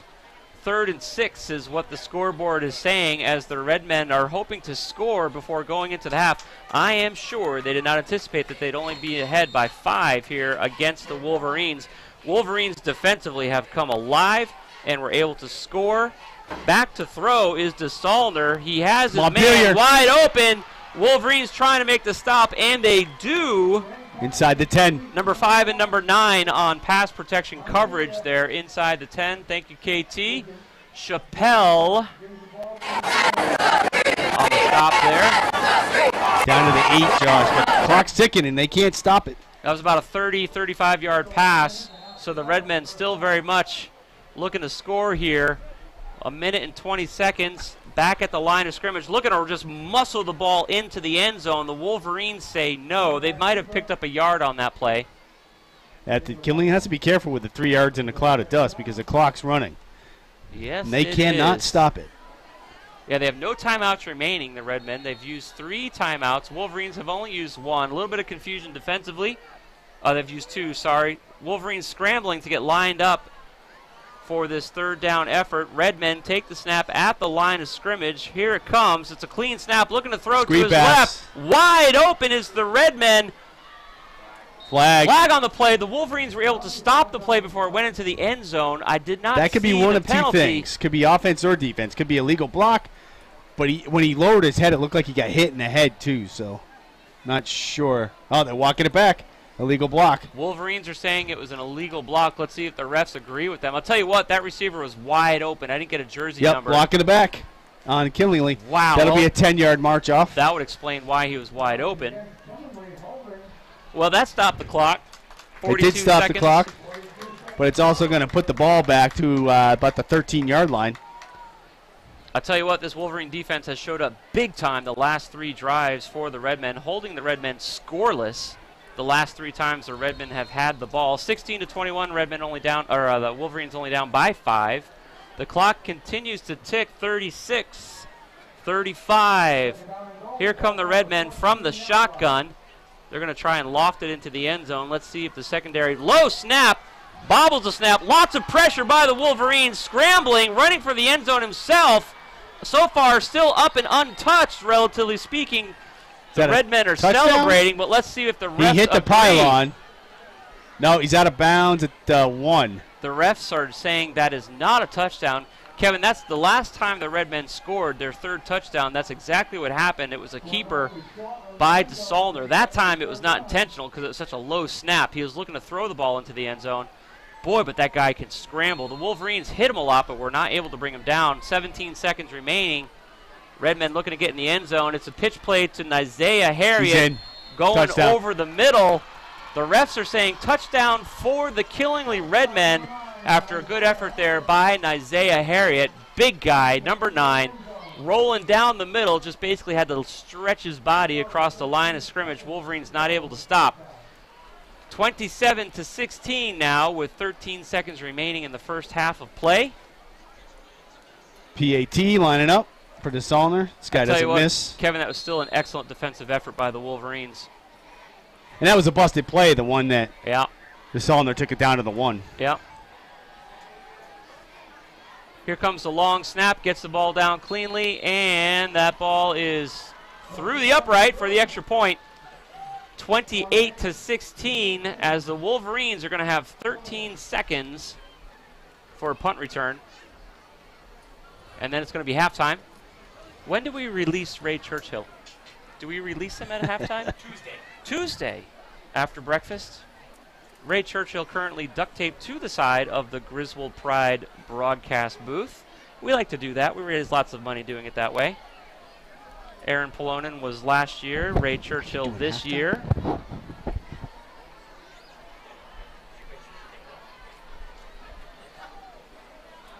Beautiful night for football. I would have to say the one thing about the field is that the ball seems to be getting wet, and it could be that the grass is a little long. It could be that the dew point is dropping.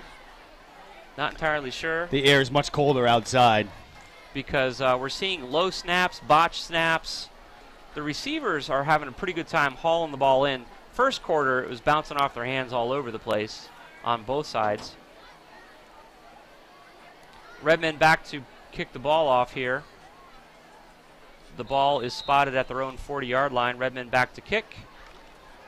Wolverines at their own 10, ready to receive. 13 seconds remaining in the half. 16-28. The Redmen just scored. Nice kick, and the Wolverines are going to let it roll into the end zone, bring the ball back out. No time off the clock. So the Wolverines will take over on downs.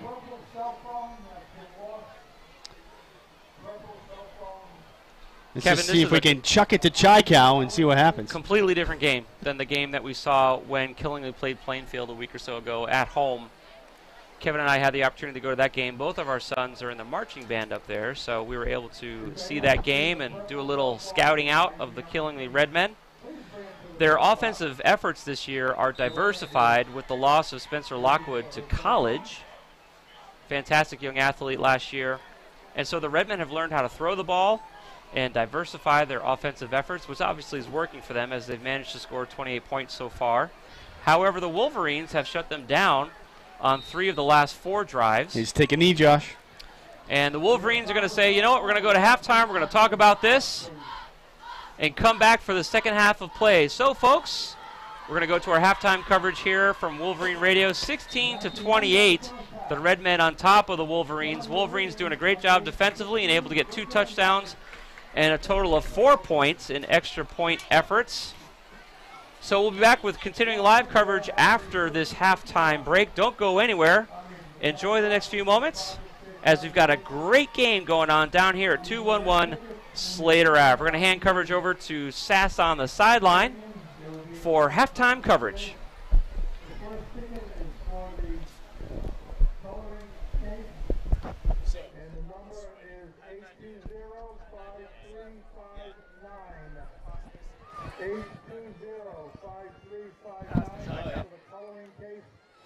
Please come to the press box to receive your prize.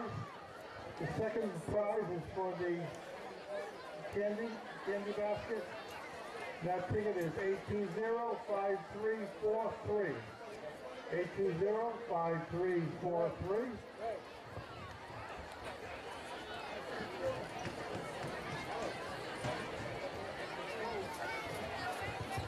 And the third basket is for the The placemat basket. And the ticket for the placemat, 820-5356. 820-5356. Again, please come to the press box and claim your prizes. I'll announce them again shortly. But those are the 3 prizes and the 3 winning tickets. Thank you.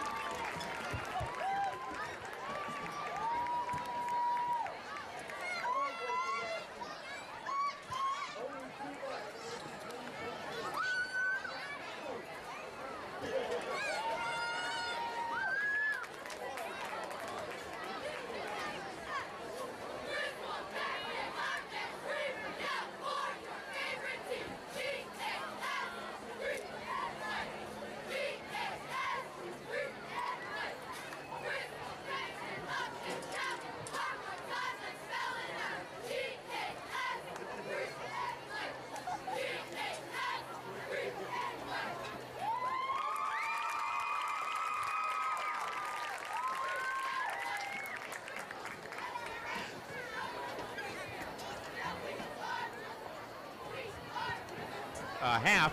So, you know, I mean, it's you got a couple of these. You got Grizzle. Maybe they're overperforming, and maybe tonight Killingly is underperforming. It doesn't seem like Killingly, Sean Sass, has brought their A game, but that's okay. It's 28-16 right now at the half, and the cheerleaders are on, and people are going crazy right now because it is half, and the Wolverines are making it a ball game, Sean. Yeah, and it's like you said, they're both teams coming off a hard, great wins last week, the first week of the season. But this Wolverine team, they're not giving up. I mean, like KT said, Killingly was not expecting that pass to come out in this game. Grizzle's not known for being a passing team, really. They're more of a running team. I mean, last week, they're obviously Killingly's looking for that run with C.J. Matson getting 5 touchdowns and him being the running back, one of the 2 running backs as well as Michael Sims. Devin Chaykow coming out amazing in this game. Right. But it's hard. I mean, like I said, sent to KT, there's a lot of key injuries right now. Patrick Strain, one of your senior captains, he's one of the corners as well. Definitely one of the lockdown guys on that team. He hurt his leg last year in track, and he's still struggling. He's been stretching it out lately. But you also have, and he's still playing in this game hard, Devontae Fontaine. He actually, great story. He ruptured one of his his rotators in his leg. He hurt it really bad, but he's still playing hard in this game. He had that nice interception. He's had some great tackles already. But Andrew Cozio struggling in the first, but then coming out strong with the pass. Wolverines had some tough penalties on the field, but they were able to work through it. Well, you know, let me ask you a question, Sean, because you were down there pretty much in the pits, you know, for the first half. Tell me just what the Sims boys mean to this team. The Sims boys, I mean, ever since they've come, they've moved here. They are a strong force. I mean, Steven, the older brother, Mike, the younger brother. Steven, senior this year, hard worker, great on the line, playing both defense and offense. Most of the linemen are right now. Mike Sims, I believe he is a junior this year. Yeah, you got one more of him. Yeah, I mean, year from him. Him as the tight end linebacker, he's doing great out there. Those two are they're strong forces on this team. They are definitely needed. Both hardworking, don't give up for anything. These kids will do whatever they can to get to that ball and to get that ball into their, and especially Mike to get that ball into his hands on a pass. All right, we're going to take a quick break. We're going to come back. I want to talk about the sequence of plays of the passes from Kozil to Devin Chaykow. in the final touchdown that the Wolverines got in the first half. So you're listening to Wolverines Football right here on Wolverine Radio. The Killingly Redmen are leading 28-16. We still have another full half of football coming your way right here on Wolverine Radio.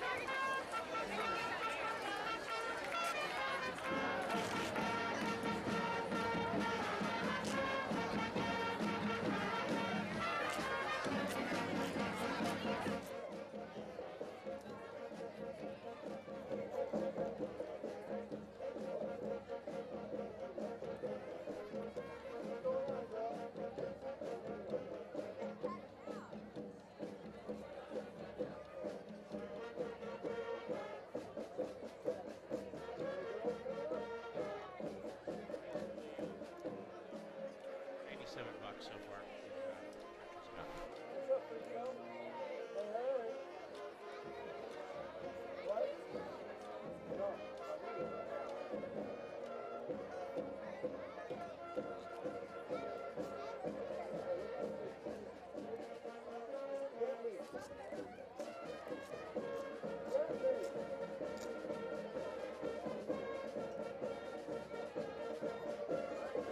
Got last year? Hey!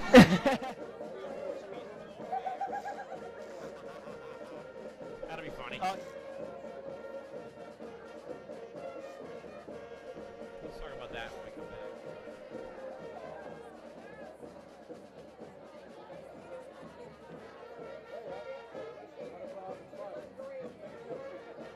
No, that's Oh, yeah.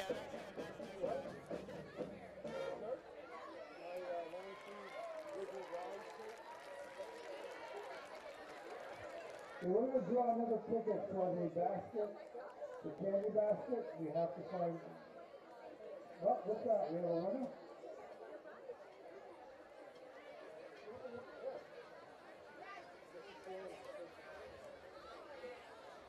I think we might have a winner for the candy basket.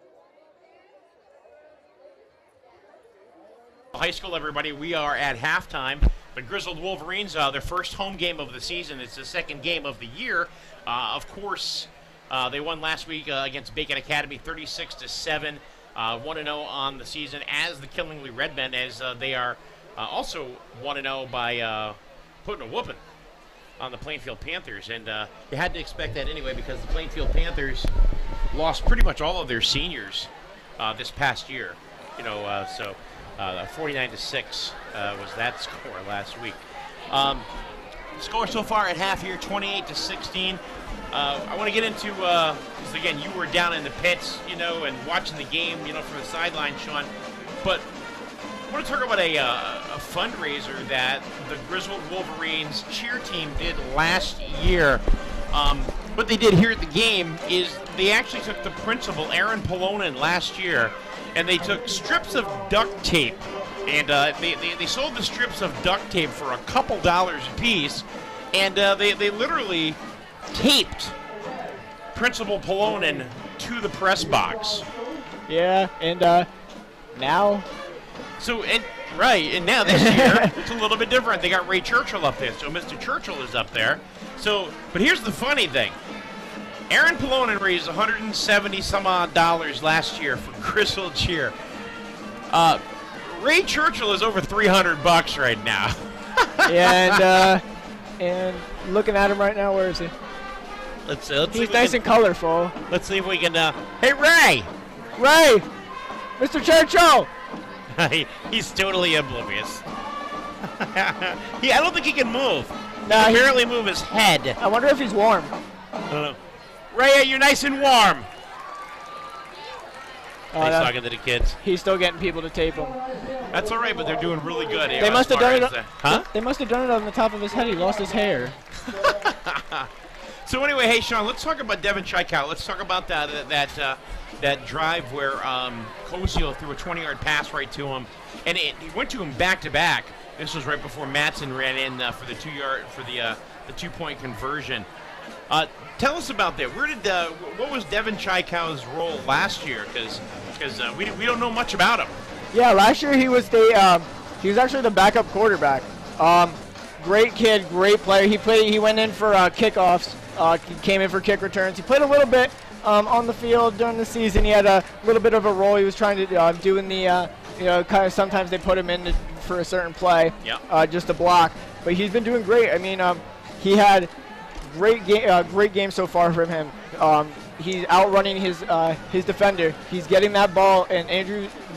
That's not just going to Devin. That's going to Andrew as well, who is locating that ball perfectly well over the head of the defender. Andrew's had a couple hard passes today. He's gotten a couple interceptions already on him, but he has been throwing that ball great, coming off the snap. Great defense, great blocking by the Wolverines as well, by their line, to make sure that the defense isn't getting to them. That's a crucial part in this, because without that, Andrew's not getting that ball off like he wants to. Now, and you know what? He's actually shown a lot more accuracy this year throwing the ball, even just in the short season. Oh, if you happen to be watching on Wolverine-radio.com or on our YouTube channel right now, you can see Mr. Churchill taped to the press building. I mean, I wish we could talk to him. I don't think he can hear us from where he is, but he's got he kind of looks like he's wearing the cover to an album cover from The Who. He looks like kids tape their agendas nowadays with like all different colors. He looks like one of those just all piled into one at the end of the year. All right, we're just about ready to start with third quarter action. Second half about ready to kick it in. We're going to hand it back to Pastor Josh and Kevin K.T. Thompson in just a few minutes. Second half action here at Griswold High School. Griswold trailing the Killingly Redmen. It's a ball game, folks. Don't go away. There's still a lot more to go. And watch them Wolverines come on back, 28-16. You're listening to Wolverine Football on Wolverine Radio.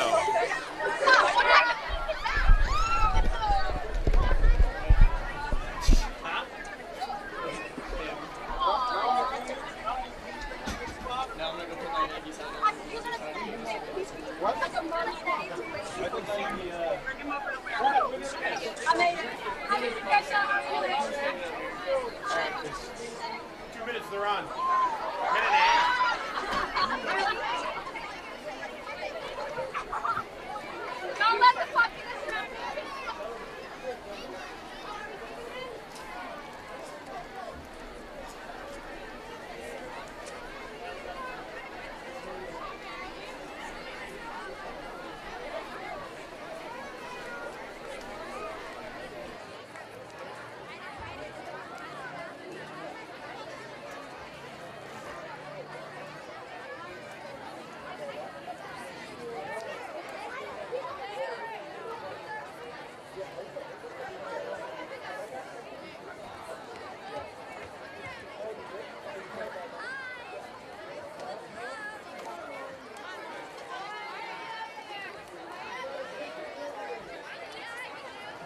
Pattern change.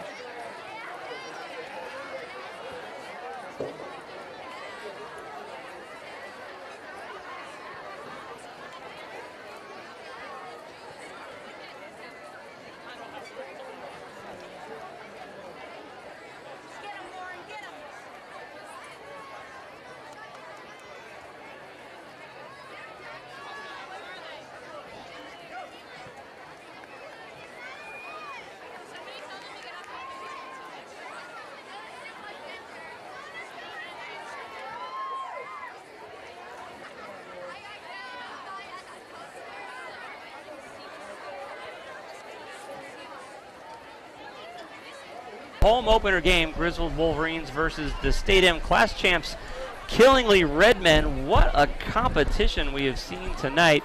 Things kind of opened up for us in the first quarter, like KT, Kevin Thompson, and myself, PJ Pastor Josh, thought were going to happen, which was The Redmen kind of rolled over us a little bit. Second play of the game, we fumbled the ball, and the Redmen converted to the touchdown. And then they had 2 other touchdowns, 2 on the ground and 1 in the air by the end of the first quarter. However, in the second quarter, man, did the Wolverine defense come alive. I think one of the things that stimulated the effort was the Redmen were doing some things that we just never seen before, taking a lot of timeouts, not fielding punt returns, and sending 8 in on a rush on defense, not respecting the Wolverine air attack at all. The Wolverines decided they're going to do 2 things. Number one, they really, 3 out of 4 drives, just shut the Redmen down, held them scoreless. And then offensively, some big 20 and 30-yard plays were made, throws to the left and right side of the field to 2 different receivers for the Wolverines, resulting in a score here at halftime, 28-16. Now the Redmen were able to score right at the conclusion of the second half. Quarterback keeper, and they were able to bring the ball into the end zone to bring it up, but they were only leading by 5 points with 16 seconds remaining in the first half of the game. So the Redmen decided to take the Wolverine offense seriously and made a couple of changes, and so it's going to be interesting for us to see how the Wolverines come out of the second half. Right now, it's very obvious to us here up in the booth. Both KT and myself were able to see Killingly play against Plainfield a week ago. They held Plainfield scoreless right up until the 4th quarter of the game. And then, honestly, the only reason Plainfield scored at all is because Killingly brought in substitute players in the second half of the game. From the 3rd quarter and the 4th quarter, many of the Killingly starters just took a break. So we'll be curious to see if we still have the starting lineup in here for the Redmen. My guess is that we will, because the Wolverines are showing offensively that they can handle this Redmen defense by keeping the game relatively close, considering that we're playing the state champions tonight. So, Kevin, that's kind of my little synopsis. I know you've been working on the side here, keeping track of different things. What are your thoughts? You keep track of some pretty cool stuff. So when it was 21-0 early in the second quarter, I was like, oh, okay, maybe this is last week. Yep. But we kept talking about how Killing was not respecting the air game for the Wolverines. So we said, let's try to see if we can throw it. They were already in shotgun formation from the 3rd possession that they had. So sure enough, they go deep a couple times to Chaikow, they score. Then the second one, they hit Sims going the opposite direction on the far side of the field for another score. Both of the 2-point conversions were on the run, but that, they're in striking distance, 28-16. We say it all the time that 2 scores is a tie in high school football, that if you're only 2 scores down, there's basically a tie, because high school football is just that volatile that it's absolutely nothing. Within 5 minutes or less, you can see a team score twice. And boy, I'm telling you right now that the Wolverines have done a good job defensively, keeping the score as relatively low as it is, as especially in the first and second quarter, the Redmen had the ball in very favorable territory for themselves, but the Wolverines were able to hold off those drives. Like I said, out of the last 4 Redmen possessions, the Wolverines stuffed the Redmen and shut them down. So we got a couple of updates. If you want to watch the game, you're not here, Pub 45 is actually broadcasting us live. Hey, that's cool. On YouTube. They got it streaming on their TVs, and check that down out. there, if you want to go have something to eat, have an adult beverage, nice. Head down there and you can watch us on YouTube. Very cool. Also, we raised $310. We did. For Mr. Churchill being taped to the wall. Nice taped job, to the booth everybody. Here. $140 more than last year. Wow. Really? Well, all right. Hey, there's 12 minutes up on the clock. At the beginning of the 3rd quarter, the Wolverines are going to be kicking the ball off here. And this kickoff is being brought to you by the law offices of Stuart R. Norman, 19 Slater Ave, Jewett City, 860-376-0069. There's the whistle. There's Chris Thibodeau. There's the kick. It's a low-line drive. The Redmen pick it up cleanly at their own 15-yard line. Number 32 on the run back coming around the right-hand side. He's got some room to run. Oh, number 21 with a big stop there. That's Chaikow. For the Wolverines. Chaikow having a big night tonight. Last week it was Matson at Bacon Academy putting all the points on the board for the Wolverines. Chaikow having a great game tonight. And he was the last line of defense there, Josh. Yeah, he was. He doesn't make that tackle, Lopes is gone. So let's see, the ball's going to be spotted right around the Killingly 45 or so, right? Yeah, good return by Lopes. It was. He had some room to run on the right. He had some blocks. 47. And Chaikow came out like a bolt out of the green there. This is that wonderful light stanchion that we have right here at midfield that we can't see. Kyle's doing a great job with the coverage here. He's got the pole out of the way for you there. Kyle Gunderman bringing you the YouTube action tonight. Line of scrimmage snap, ball run up the middle. No, it was a keeper. Sorry, it was a keeper. That's a loss of yard. And DeSalner for a loss there on the first play by the Redmen offense in the third quarter here. 16-28, the Redmen on top. Now, I kind of made a little prediction here at the end of the second quarter that the Redmen were going to go back to their bread and butter, which is a running game. However, they did that for the first 2 or 3 plays of that last possession of the second quarter. However, they did return.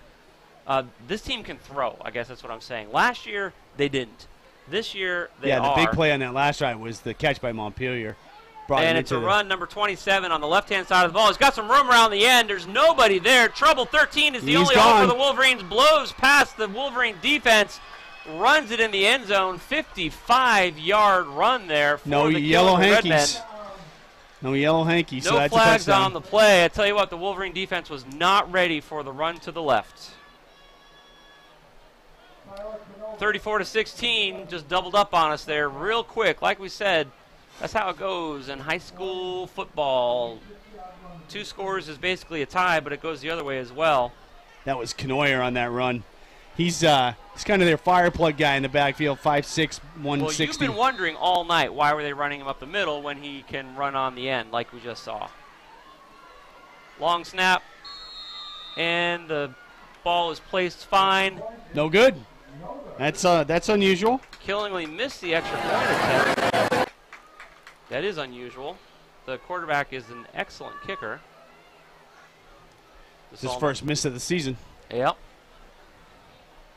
He is 11 of 12. Hey, somebody do us a favor. If you have access to help us out, find out what's going on in Plainfield. Be kind of curious to see what's happening with them tonight after their loss last week to Killingly.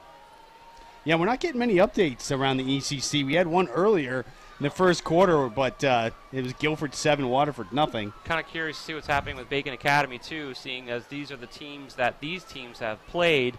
Just trying to get a feel for the Wolverine season here. Last week, obviously, was the first game. Willie's excellent outing by the Killingly Redmen. Kevin, you're good at this. Help me figure out how many starters are still in for Killingly. All of them. There's nobody that wasn't there. That's the one thing I said, Knoyer wasn't in there a lot in the backfield in the first half, so I'm wondering if they're switching it up with him. Lopes wasn't having a lot of success, so maybe that's a little change that they're making. He is a starter normally for them, Knoyer, in the backfield. It's him, Harriet, and Lopes kind of switch out. Matson, Chappelle, and Thibodeau back to receive for the Wolverines as Killingly is getting ready to kick the ball off from their own 40-yard line.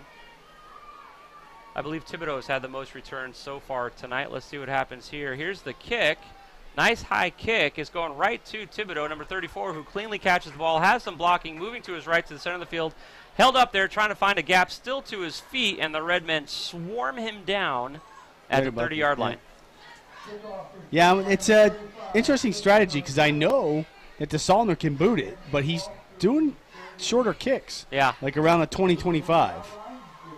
That is interesting.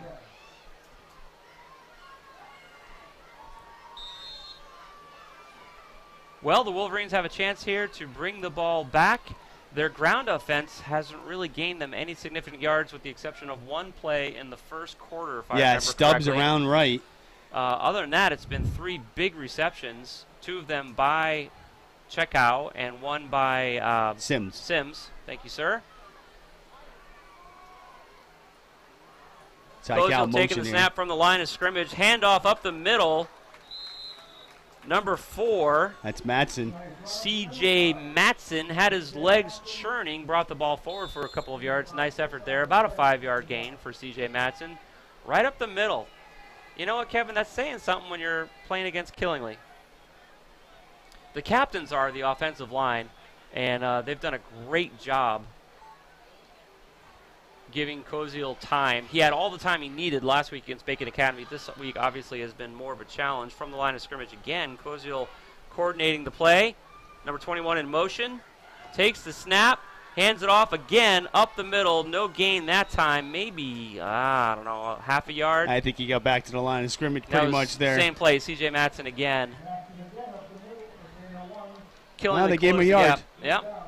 Killing to close the gap there. 3rd and 4th for the Wolverines. Let's see if they put the ball in the air. We saw earlier in the game that the Redmen were putting in an unbelievable amount of defense on the line to put pressure on Koziel. It absolutely rattled him for about 2 sequences, and then, boy, they came back with a vengeance and put 2 scores on the board. 21 in motion again this time, looking to hand the ball off up the middle again. Better blocking this time for C.J. Matson, who rambles forward for the first down. Number 22 for Killingley was hanging on for the ride there as C.J. Matson brought the ball forward to move the chains for the Wolverines. Nice job, guys. Honestly, I did not think a third run play was going to convert to a first down that time. 3 carries, 13 yards for Matson. I tell you what. The captains this year are doing a good job on offense, just opening up that line, creating those holes for the runs. I'll tell you what, Killingley's got to be thinking if they can run the ball and throw it, we better stay sharp here on defense. Again, C.J. Matson up the middle. He gets about 2 yards or so on that play. So the main change that I'm seeing here on offense, Josh, for the Wolverines is that they're using a power eye. They're not doing the wing anymore. They're actually the power eye. You have a fullback and then the running back right behind him. And then they have Koziel, obviously, and then 8 guys on the line. I'm not sure the sun's going to come up tomorrow. We don't change that offensive formation ever. That's what they're doing. I don't remember them running this at all last year. Ever. I could be wrong. Maybe it was few and far between, but this is different. Hey, don't take our word for it. Find us on YouTube. Google Wolverine Radio. Look for yourselves as Griswold is changing up their offense. 21 in motion to the right-hand side again. It's a pitch to number 4 running to the right. It's C.J. Matson. Blocked by Sims. Looking for some blocking. Number 24 for the Redmen with the initial contact. Brought down Gervasio on that one on the tackle for the Redmen. Sims had a nice block, but there were 2 guys. He had to choose one. Gervasio was able to slice in there. Ball's on the 45-yard line. 3rd and 7? Exactly, yes, sir. 3rd and 7 on the Wolverine 45-yard line. The only problem, really, I'm a fan of what I'm seeing here. I love the fact that they're establishing a run game. We got 4 receivers in the game here, Josh. And back from the shotguns, Koziel, so they're looking throw. Sure enough, back to throw with a little bit of time. It's going deep. Throwing down to the right, heavy coverage. Nobody there. Chappelle was double covered. He sure was.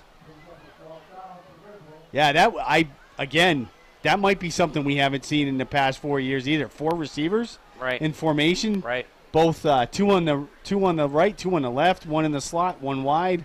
You know what's funny is, when you have coaching staff in Eastern Connecticut sticking around as long as they do, they know the plays, they know the lineups, they know the defenses. It's just the names on the jerseys that change. This is going to send a clear signal to not just Killingley, but every other team that we play, that if we start getting creative with our offensive look here, that's going to shake things up, especially if we have a good outing like we are against the Killingley Redmen. We're punting here, Josh. Koziel's back. Yes, we are. 4th and 8. Montpelier's actually back to receive this one. We'll see what happens. 4th and 8, too much for us to handle. Good ground game effort there by the Wolverines, having to punt the ball away. They're going to let it roll to a stop inside the 20-yard line. C.J. Matson picks it up and gives it to the ref. So, folks, we're not able to score, but we made a good effort there. Held on to the ball and drove down for a little bit. Don't go anywhere. Time for a quick break. Listen to some of our sponsors who make this coverage possible. 34-16 against the reigning state champs. It's your own Wolverines. You're listening to this game live on Wolverine Radio. Plainfield's playing Bacon, and I just okay. Jan Boland, and they are in Plainfield, so they're playing tonight. That's funny that they played both with the same teams. Boy, am I curious about that. Yeah.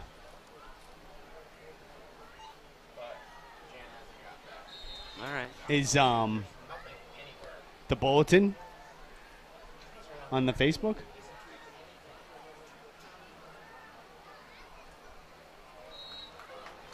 Nothing. It's nothing, yeah.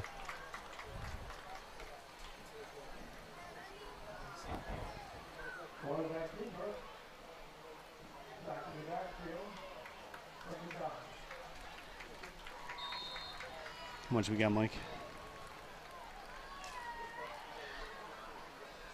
10.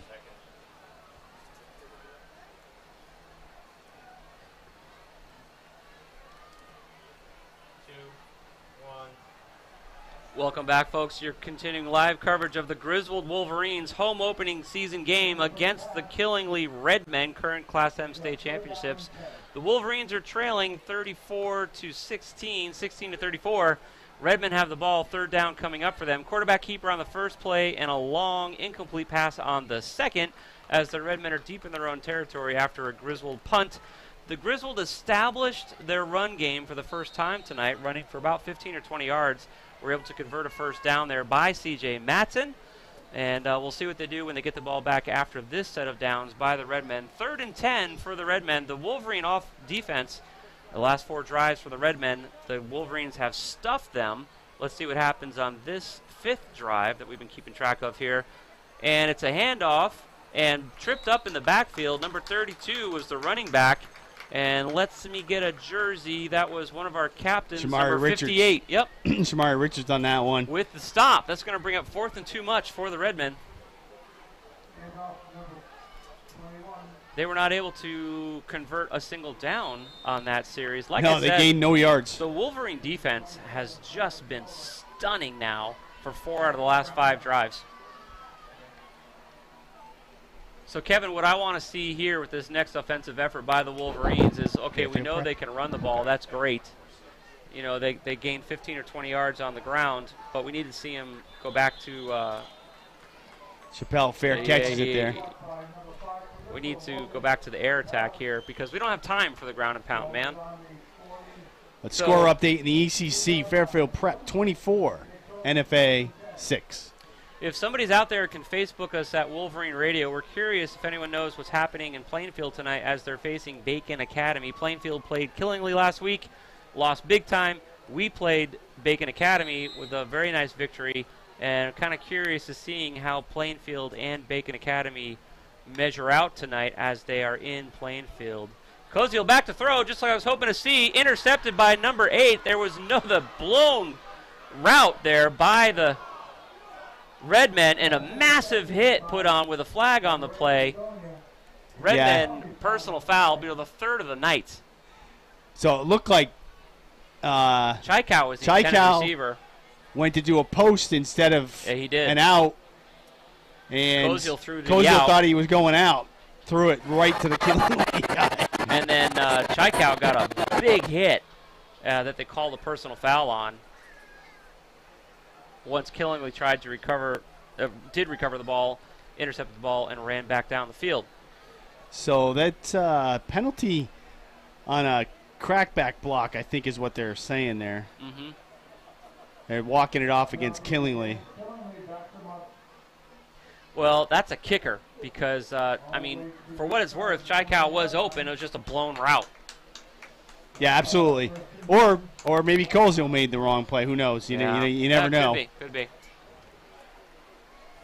But yeah, that's unfortunate because they had the ball in good field position there inside Killingly's territory. Yep.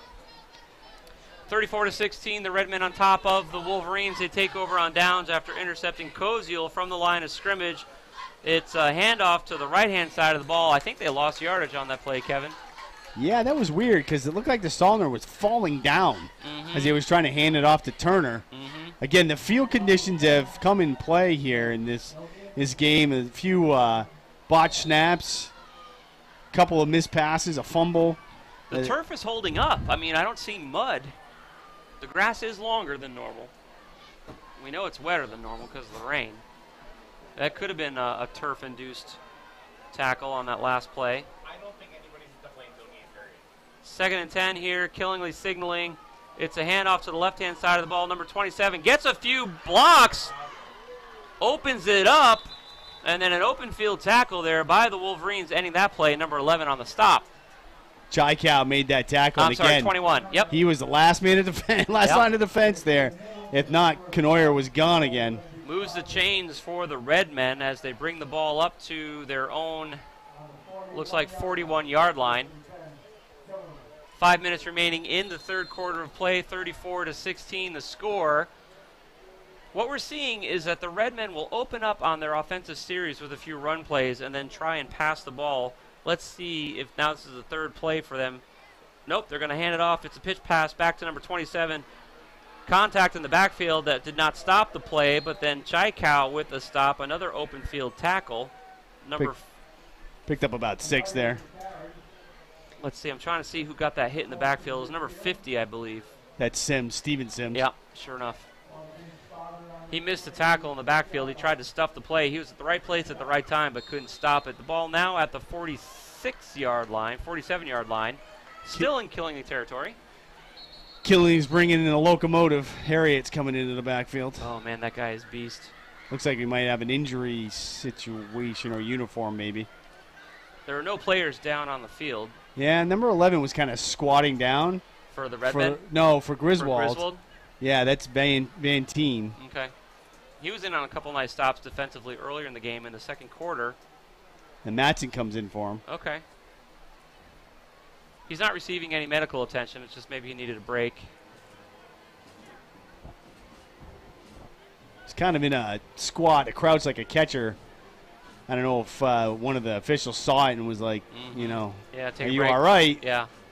Coaching staff is talking to him. It looks like he's fine. Oh, no, they actually are calling the trainer over to take a look at him. They sure are. Okay. 2nd and 4 here for the Redmen.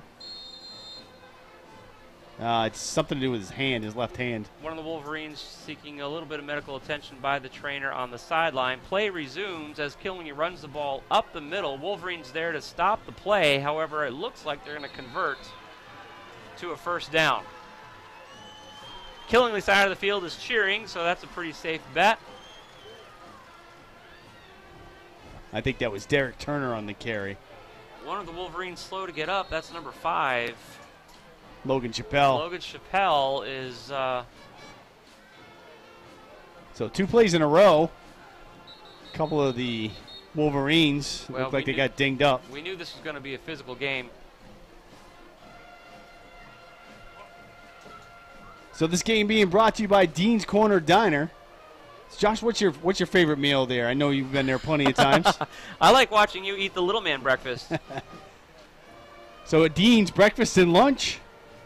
Nobody does it like Dean's. Dean's has been sponsoring the Wolverine Sports on Wolverine Radio as long as we've been doing it. So stop by, say hi to the Rubinos, and have a great breakfast or lunch at Dean's Corner Diner. Logan Chappelle moving his way to the sideline, kind of favoring his left arm, it looks like. He's with the coaching staff. And so he's going to take a breather, sort himself out. We knew that this was going to be a physical game. State champions, man. These guys beat everybody last year, and I mean everybody. And no game was close. Now, was it 2 or 3 years ago, we beat them at home, which is kind of amazing. The Redmen hand it off to Isaiah Harriet, who's just pounding his way through the middle. Ball's out at the end of the play. Wolverines signaling that they came up with it, but I'm telling you right now, Isaiah was down. Yeah, I think they're calling him down. Number 11 there was the one with the strip. So we got another ECC update. Lyman Hall 34, Montville 0. Whoa. Guilford 28, Waterford 7.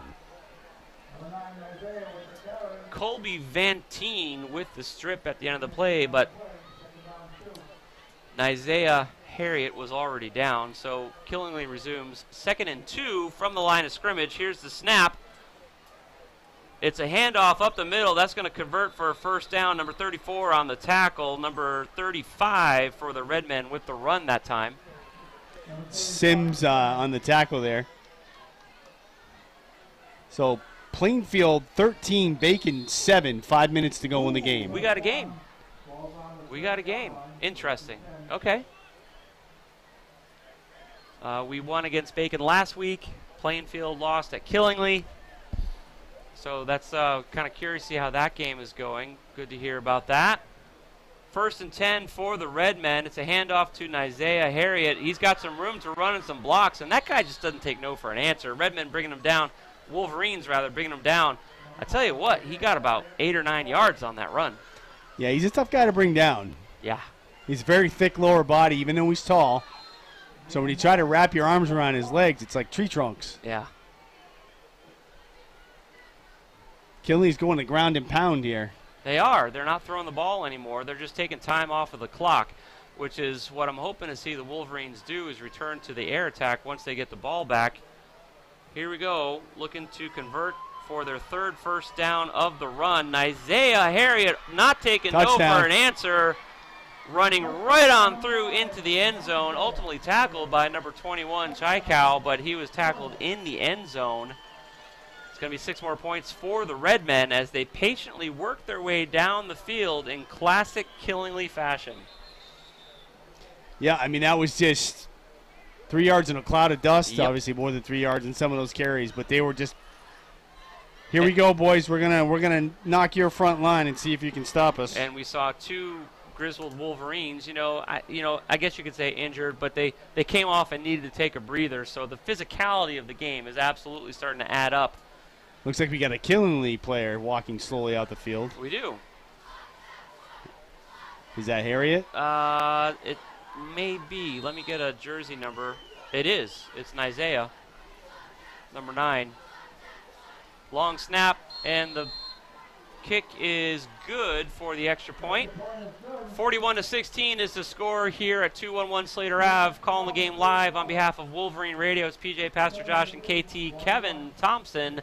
It's the Griswold Pride press box. So here we go, Josh. This is the pattern. 21 unanswered points to start the game by Killingly. Yep. 16 unanswered points to get back within 5 points by the Wolverines. Mm-hmm. Then Killingly has scored the last 20 unanswered points to pull ahead 41-16. Well, and the Wolverines are going to take center stage here. 2 minutes remaining in the third quarter. I'm very pleased with what I'm seeing here tonight. I really am. Going up against the state champions. Was it 2 years ago or 3 years ago that Griswold upset Killingly in the opening game of the season? I believe it was 3 years ago Yeah. at Killingly. It was the only loss Killingly had, and they went to the semis of the states That's that year. correct. And that was from a scrambling offense led by, what's a super nice guy? Molesky. The older brother. Yes. Cole. And then, of course, Bryce took over the next year. But Cole scrambled that game and came up with a last-minute victory 3 years ago. Cole's actually playing basketball at Assumption. Oh, yeah? Yeah. I don't think it was 4. I think it was 3. I trust Kevin with numbers, whatever he says. Well, there's a whistle There's on the a whistle kickoff. on the kickoff. It was a low kickoff, which Killingly hasn't done yet tonight. It was fielded by number 4, our very own C.J. Matson. Offsides, I think, on Killingly. Okay. It's a flag on the far end of the field by the 40-yard line. Yes. Yep, that's what he just called. So they're going to kick that ball again. They did that last week, didn't they, Josh? At the game. I think they did that once on Friday night last week when we were in against Killingly. Plainfield? Yeah. I tell you what, you don't see that very often. It's almost a moot point because Killingly can boot the ball as far as they want. DeSalner has a leg. I mean, he does. He can. Okay, so it's 5 yards. Now he's going to kick from the 35. The ball's going to go back where it was. In fact, I don't think the Wolverines adjusted at all. Maybe they did. They might have scooched up a couple yards, but 41-16 here as 2 minutes remaining in the third quarter. Killingly back to kick off after scoring on a run drive, essentially. Very little passing going on. Isaiah Harriet brought the ball in for a touchdown. Extra point was good. Here's the kickoff. A normal high kick here, cleanly caught by number 5 for the Wolverines. Looking for some blocking, running to his left, not finding anything. Scrambling forward for another yard or two before he goes down at the Wolverine 35-yard line. So the Wolverines are going to take over on downs at their own 35. It's about a 17-yard run back by Chappelle. That was nice. Another injured player. This that's time Killingly. it's wearing a white jersey, so that's Killingly. He's holding his He's left holding leg. his left knee. Yeah, his left hamstring area. He's just waiting for the trainer to come on out. Killingly tonight wearing white below and above with maroon lettering. Griswold has the green on top with the black below with the white jerseys. You can definitely tell by the Killingly jerseys that there is some soft mud on the field. Not a lot, though. We're not seeing puddles or anything like that. The Griswold trainer is helping out with the Killingly player. No jersey number yet. He's got his leg straight up in the air. I'm thinking it's a cramp. Number 32, and she pops him right up. So, Kevin, I'm going to have to go with that because he's putting his weight on his left leg, and maybe it is just a little dehydration and he's a little Gatorade because he's walking unassisted back to the sideline. That's Lopes, Jackson Lopes. Jackson Lopes. Now, we haven't seen the Wolverines start a drive by throwing the ball. I'll be curious to see if they try to spread out the Redmen defense. They got 4 receivers in the game. There we go. No significant defensive changes by the Redmen. This time last week against Plainfield, they had their second string in. They are giving the Wolverines their full attention this week from the shotgun as Koziel back to throw. Scrambling, has a little bit of time, and then he is brought to the ground by number 35. Big hit there. His pass protection failed him right when he needed it the most. He had some good time, but apparently his receivers were not open. He didn't like what he saw. Koziel is aggressive. If he even thinks that there's a possibility, he will release the ball, so he must not have liked. Few Happy Days fans, that was like the Malachi Crunch. Derek Turner in the front, Quinn Gervasio from behind. High snap.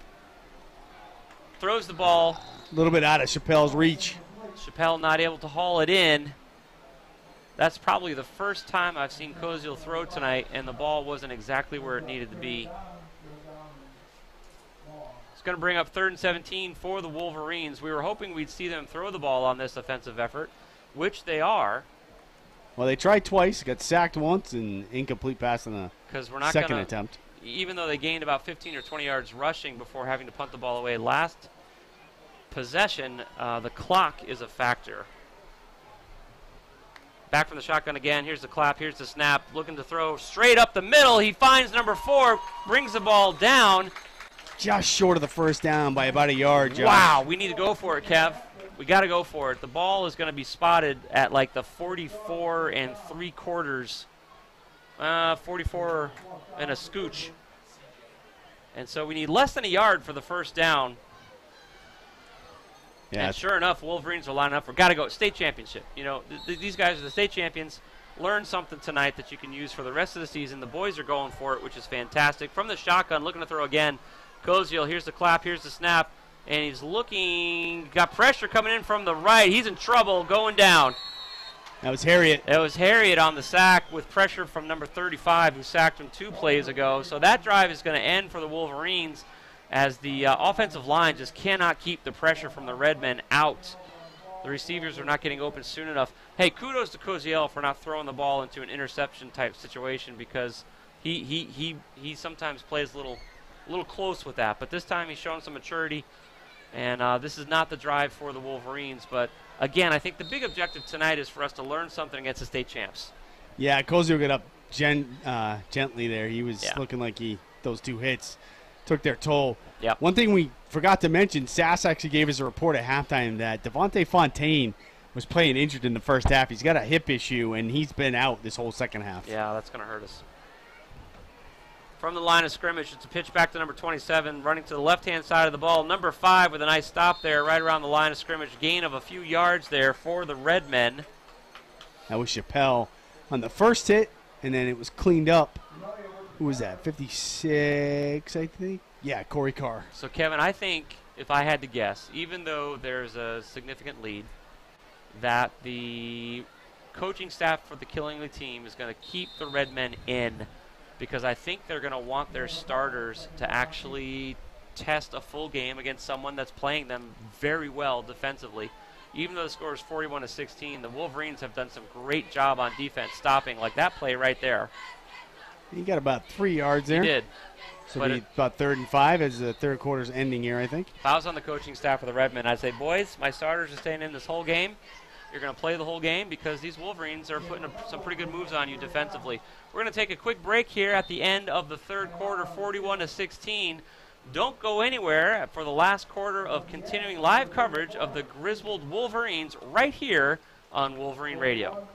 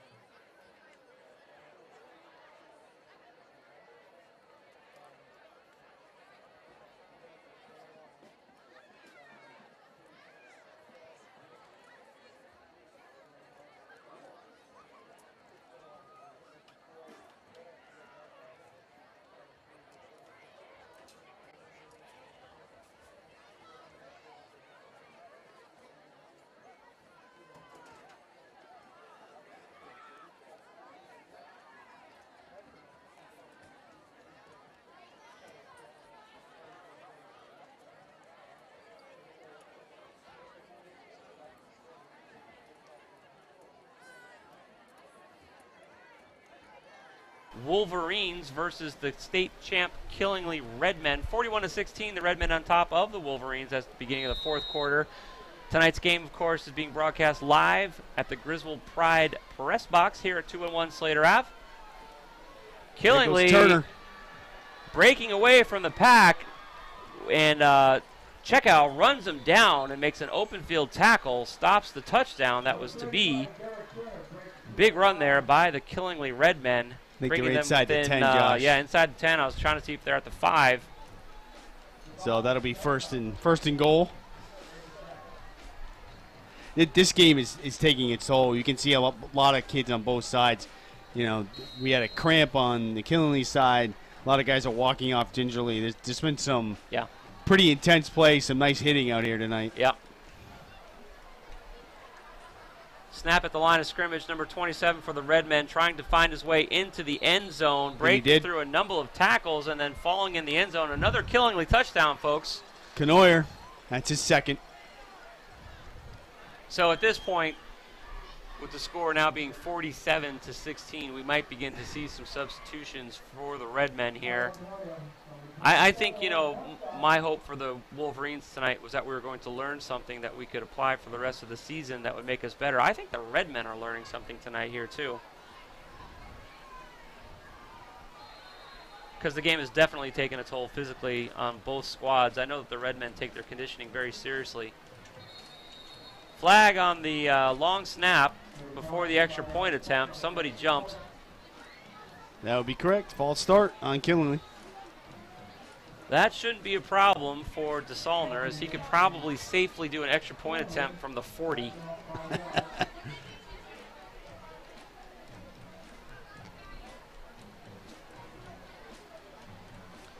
Well, we'll see, because this is going to be a short field goal attempt at this point.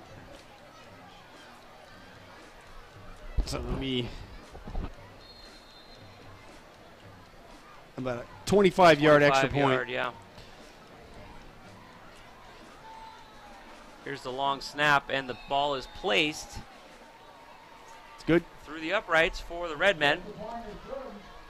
48-16 now is the score. I'll be curious to see if we do start seeing some substituting from the Redmen. The game has definitely had its physical aspects for both of the teams, as the boys have been playing hard tonight. The field is a little wet. It looks great still. It's holding up fantastic. But the grass is a little longer than usual, and we know it's retaining some moisture as we've seen the ball slip a number of times. Let's take a moment as the boys are lining up for their next offensive effort here and give a chance to bring some attention to one of our sponsors. We'll be right back after this quick break.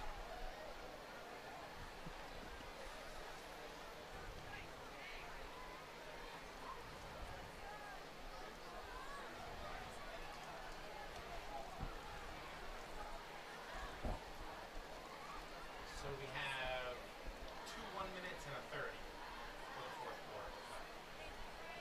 quarter. Okay.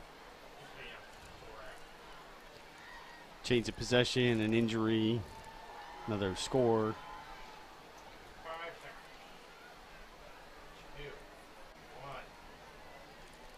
48-16, the score here at Griswold High School. The Redmen kicking the ball off after their most recent touchdown. Wolverines are back to receive. Chris Thibodeau and CJ Matson. Here's the kick. It's a nice high kick. It looks like Thibodeau is going to carry the ball back for the Wolverines. He's hit early. Number 13 was able to get past all of the blockers, brought down at our own 25-yard line. Cooper Morissette on the tackle there. Franklin didn't have much room to run there. Was it Franklin or Thibodeau? That was Franklin, I think, right? Okay. I think it was 35. Yeah, if it's 35, it was Franklin. Yep. I thought no, Thibodeau's 35, Franklin's 1, right? Franklin's number 1. That might have been Thibodeau.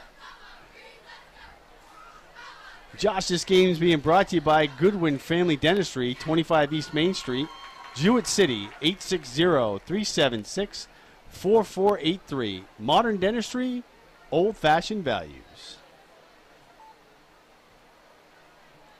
Koziel and crew coming back to the line here. 1st and 10 from their own 25. Koziel in the shotgun looking to throw. Got to get some yards. Oh, ball is deflected on the pass by Isaiah Harriet. He's 7'6" and weighs 429 pounds. Again, that was Andre the Giant.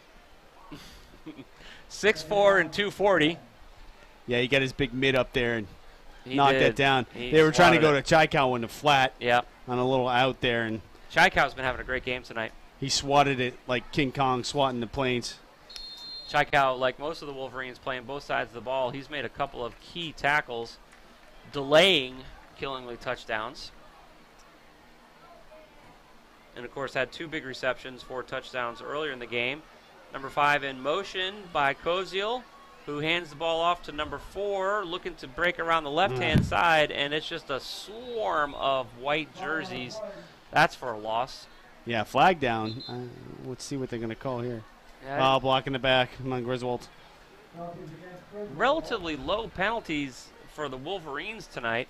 We've seen 3 personal fouls from the Redmen tonight, but this is one time where the Wolverines got a block in that wasn't supposed to be. I think that's their 5th penalty, I want to say. 2 false starts. That one, they did have a personal foul, late hit. And then they had, I think that might be it, actually. Yeah, we really haven't had many penalties called against us at all tonight.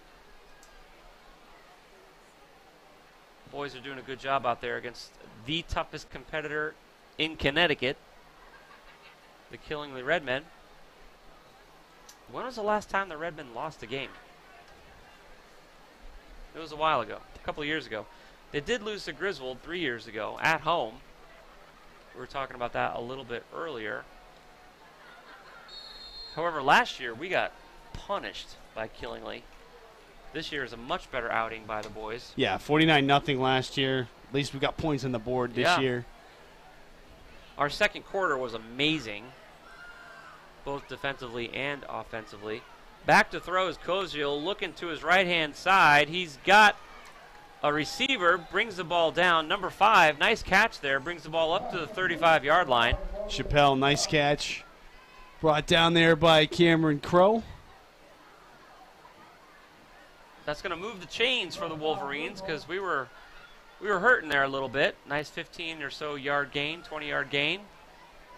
Up to the 35, 1st and 10. 10 minutes remaining in the game, 48-16, as the Wolverines are looking to throw the ball down the field to put some more points in the end zone.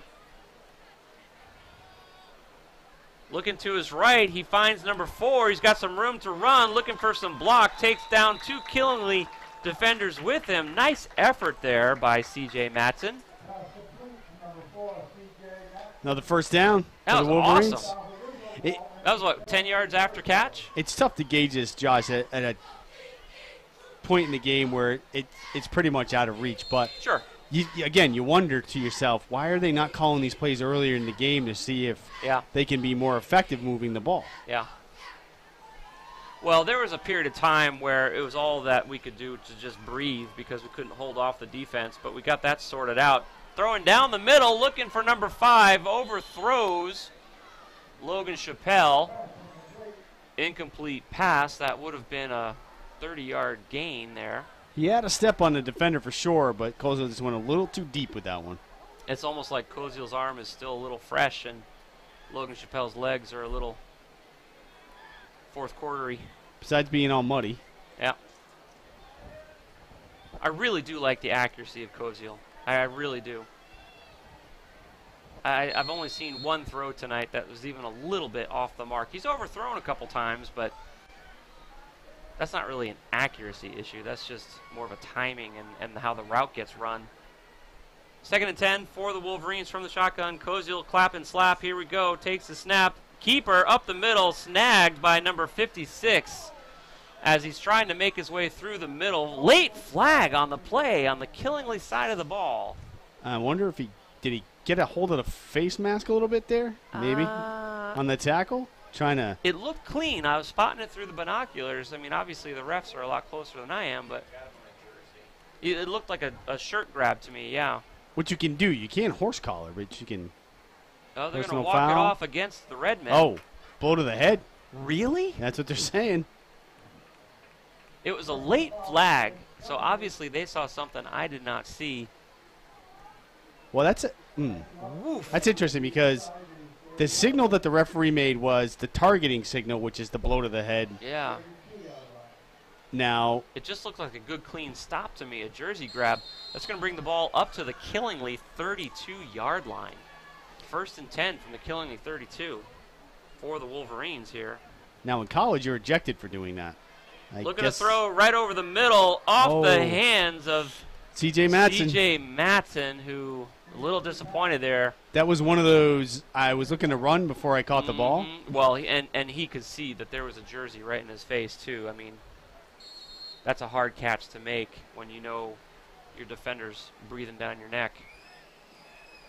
Koziel's not afraid to throw in those situations, and the ball hit him in the hands. So if it hits you in the hands, you should make the catch. Make the catch. Koziel throwing strong, leading the team down the field. Snap a little wide. He reins it in, throws to his left, off the hands of Chekow.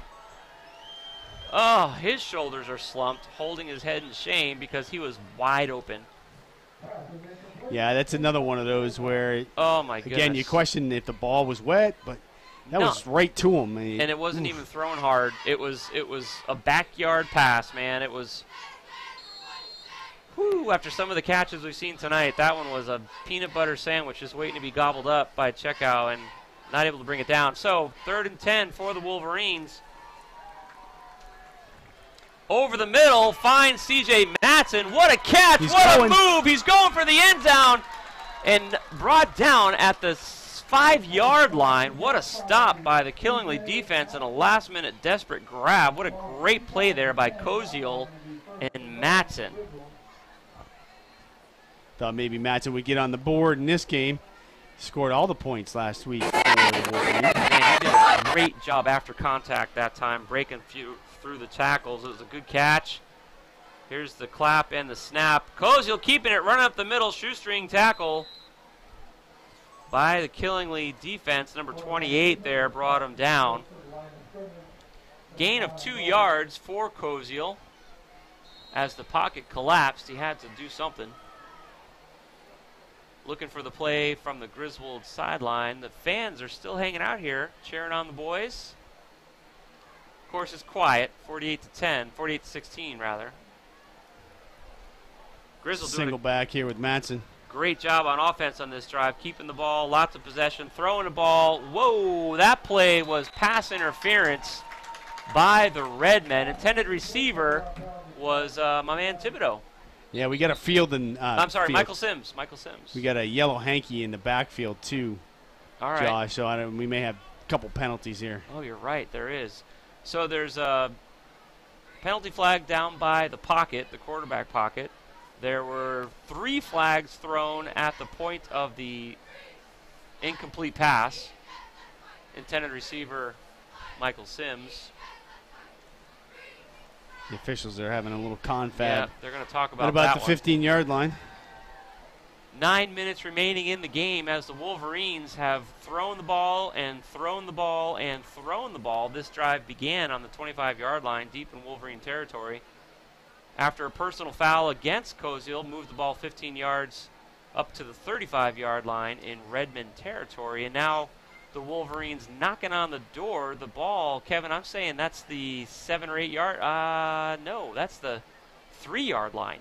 Okay, both penalties were on Killingly. Whoa. Pass interference and roughing the passer. Wow. They declined the pass interference, took the roughing the passer. So half the distance to the goal line, first down at the 4. Wow. Well, this is the Wolverines' chance to put some more points on the board. This would be amazing. Koziel looking to throw again. The clap and the snap, looking to his left. He was looking for number 21, and he gets sacked. He was looking for his man Chekow, but he was covered up. That was not there. So Koziel showing some maturity and discipline and not throwing the ball that time. There was nothing there. Loss of about 7 yards on that, Josh, back to the 11. We've seen this before in the game. Was it the 3rd quarter or the 2nd that we were down at the 2 or 3 yard line and ended up back at the 12 or 15 and had the punt? Cozio looking to throw to his right-hand side. Heavy traffic. Let's see if it calls a complete catch. It looks like it was a complete catch at the half-yard line. They're saying Chappelle had it. Wow, what a nice catch. He got his body underneath it as it was a low fastball from Cozio that Chappelle was able to get his body underneath. 3rd and 1, 3rd and goal.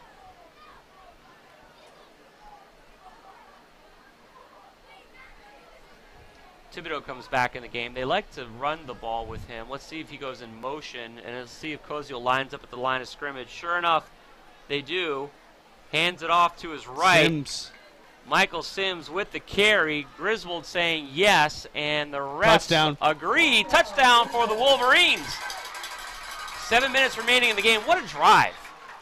That was amazing. Just a good, patient execution by Cozio. He got sacked a few times. He had 2 personal fouls against him where he got hit when he shouldn't have been, and still managed to put together a 75-yard drive for a touchdown, 22-48 Wolverines.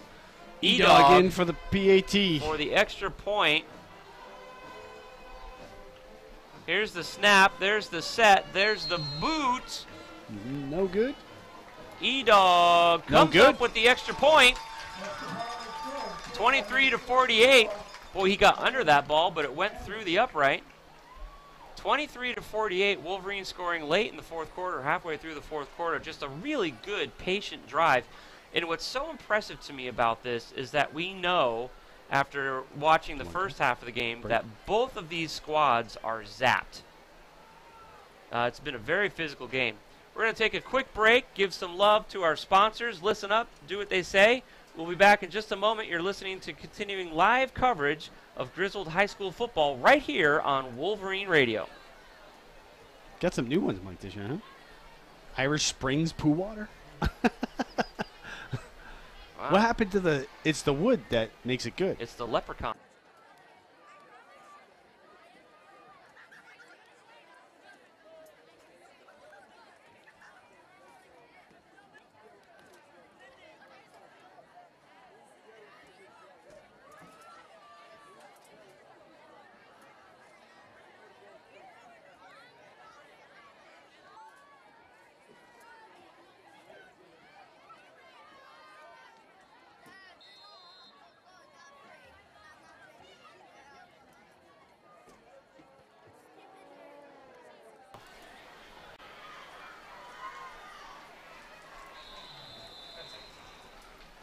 That was Montpelier. Ugh, that's their #1 wide receiver.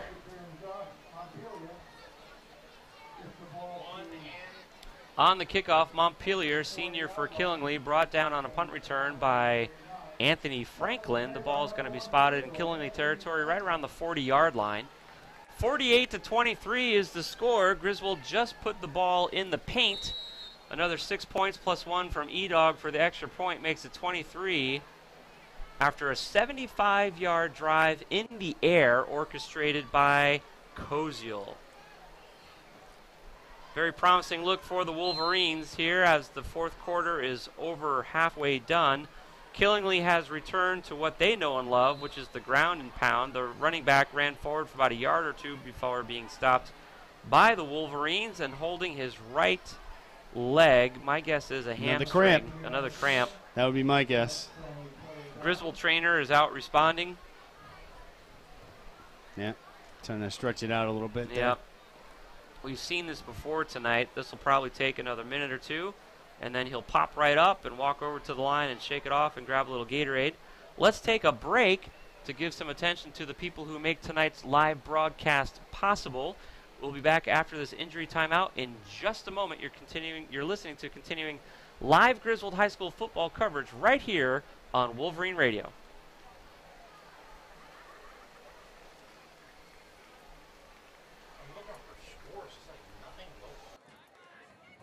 For B. Waterford? Okay.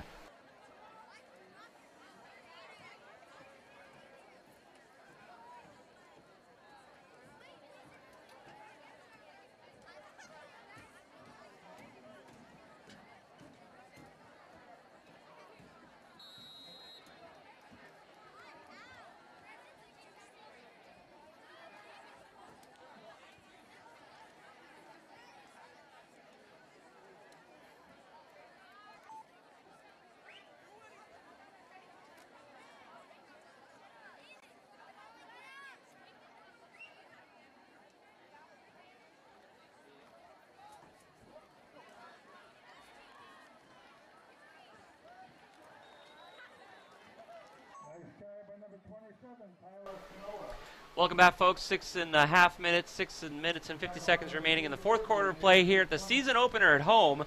It's the Griswold Wolverines versus the current state champions, Killingly Redmen. Scores 48-23. Wolverines have been doing a great job tonight defensively. They've been able to get in the end zone 3 different times, put up 5 points in extra points, 2 two-point conversions, and an E-Dog extra point attempt just a few moments ago. The Redmen have returned to their ground and pound. We had a quick little injury timeout as a Redmen running back had to stretch out his leg a little bit. We've seen that a couple of times tonight as the boys' physical game cramping up a little bit. No serious injuries, though. Glad to report that. Another Redmen running back effort, which was stuffed at the line of scrimmage by the Wolverines. Going to bring up 2nd and 10 for the Redmen. They're at the Wolverine 45-yard line. Kevin, so what do you say to the Wolverines in the locker room after tonight when you just played the state champions? Well, I mean, as a coach, you never talk about moral victories. You can't emphasize what they did well. There's still a lot of stuff they need to work on. You know, when you look at their schedule this year, it's going to be tough. They play some pretty stout teams, Sheehan, Trumbull. You know, so it'll be interesting to see how we go forward. Montville's the next opponent next Friday here at Griswold. I think, Kevin, we've seen more throwing yards by this Wolverine offense tonight than we've seen in half of a season in the past. Yeah, they have definitely aired it out a little more tonight than what we're used to seeing. Yeah, it's against the state champions. And Killian was daring them to do it. And they were. All right, so next week's opponent, Montville, was beat by Lyman Hall 41-0. Whoa. Guilford beat Waterford 28-14, and Waterford is the opponent after 2 weeks from today. Say that one more time. Guilford beat Waterford 28-14, and Waterford's 2 Fridays from this week. Plainfield beat Bacon 13-7. All right. Wolverine defense still showing some spunk deep in the fourth quarter. 4.5 minutes remaining in the game. The Redmen are returning to the very physical ground and pound, which they're known for, which is how they won the state championship last year. But the Wolverines have been able to defensively really do, for the most part, a nice job shutting down the running game of Killingly as much as you can. Redmen are taking out some of their starters. Yeah. Jacob Nurse was in at quarterback that last possession. Yeah. But DeSalton was coming in to kick. Yeah. Punt it away. 4th and 6, Killingly says they're not going to go for it, so they're going to punt the ball. Let's see. The Wolverines are going to receive the ball right around their own 5 or 10 yard line. I think they're intentionally taking a delay game penalty. Yep.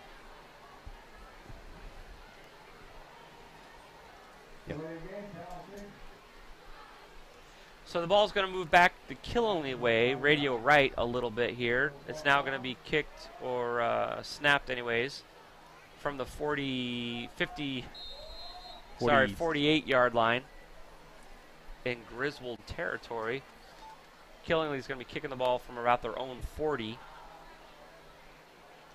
Here's the kick. It's low and it's ugly and it's going to bounce, and I think they're just going to let it do its thing, sure enough. So Griswold's going to take over on downs right around, let's see, that's going to be up the 15-yard line, I believe. And I would be very surprised if we don't see them return to that very effective 75-yard offensive style that we saw in the last drive where they put the ball in the air.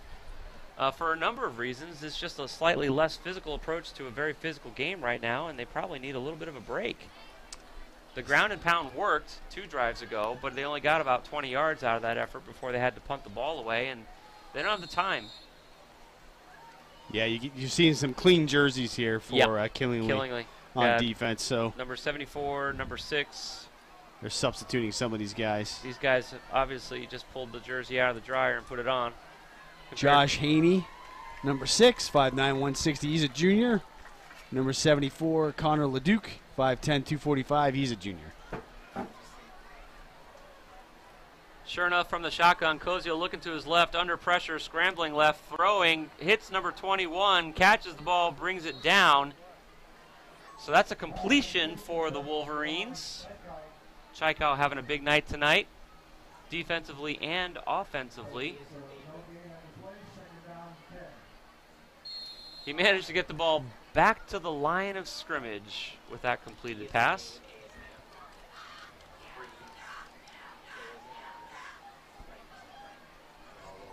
Checkout talking to Mattson as Koziel steps up from the shotgun, looking to throw down the middle. Deep. Big throw Chappelle. going deep to Chappelle, who hauls it in. Nice catch. What a catch. Nice Double catch. teamed. Woo! Brings the ball inside the 45-yard line in Killingly territory. Ball's going to get spotted right around the 42. So that is a 44-yard pass play. Koziel to Chappelle. Awesome. Into double coverage. Made it look easy. Griswold hurrying up to the line, trying to use the clock. Under pressure, scrambling right, throwing right. Number 34 with a clean catch, big hit. I believe that ball Michael got Sims. back to the line of scrimmage, maybe a yard on the play or two. I think they're giving him a couple, 3. Oh, yeah. It's Couple better, 3. Better spot than I thought. They totally missed a hold, though. They Corey Carr had Connor LeDuc hogtied around the Back neck. to throw again, opening up the ball, looking for number 1, almost catches it, and it's going to be called pass interference on the Killingly Redmen. Number 24 got his hands all up in there before he should have. Intended receiver Anthony Franklin was there to make the catch. They're going to call pass interference. That's going to bring them down to the 25 or so, I believe. Yeah, it's not a spot foul in high school. It's a 15-yarder. So let's see where that ends up. 28. The 28, 27, 28. It's hard to tell exactly what the yard marker is. So. I've played enough football with Franklin in the park to know he's got good hands and wheels. Oh, it's from the line of scrimmage, so it's actually going to bring it down to the 24. Yep. And that, I mean, it was excellent coverage there by Cameron Crow for the Redmen, but just a little premature. Got in there too soon. Ball spotted just inside the 25-yard line in Redmond territory. Looks like somebody called a timeout. So we have an opportunity here to run a 60-second spot or a 30-second spot. We'll be right back with the last 2 minutes of this game. Join us for continuing live coverage of Griswold High School football right here on Wolverine Radio.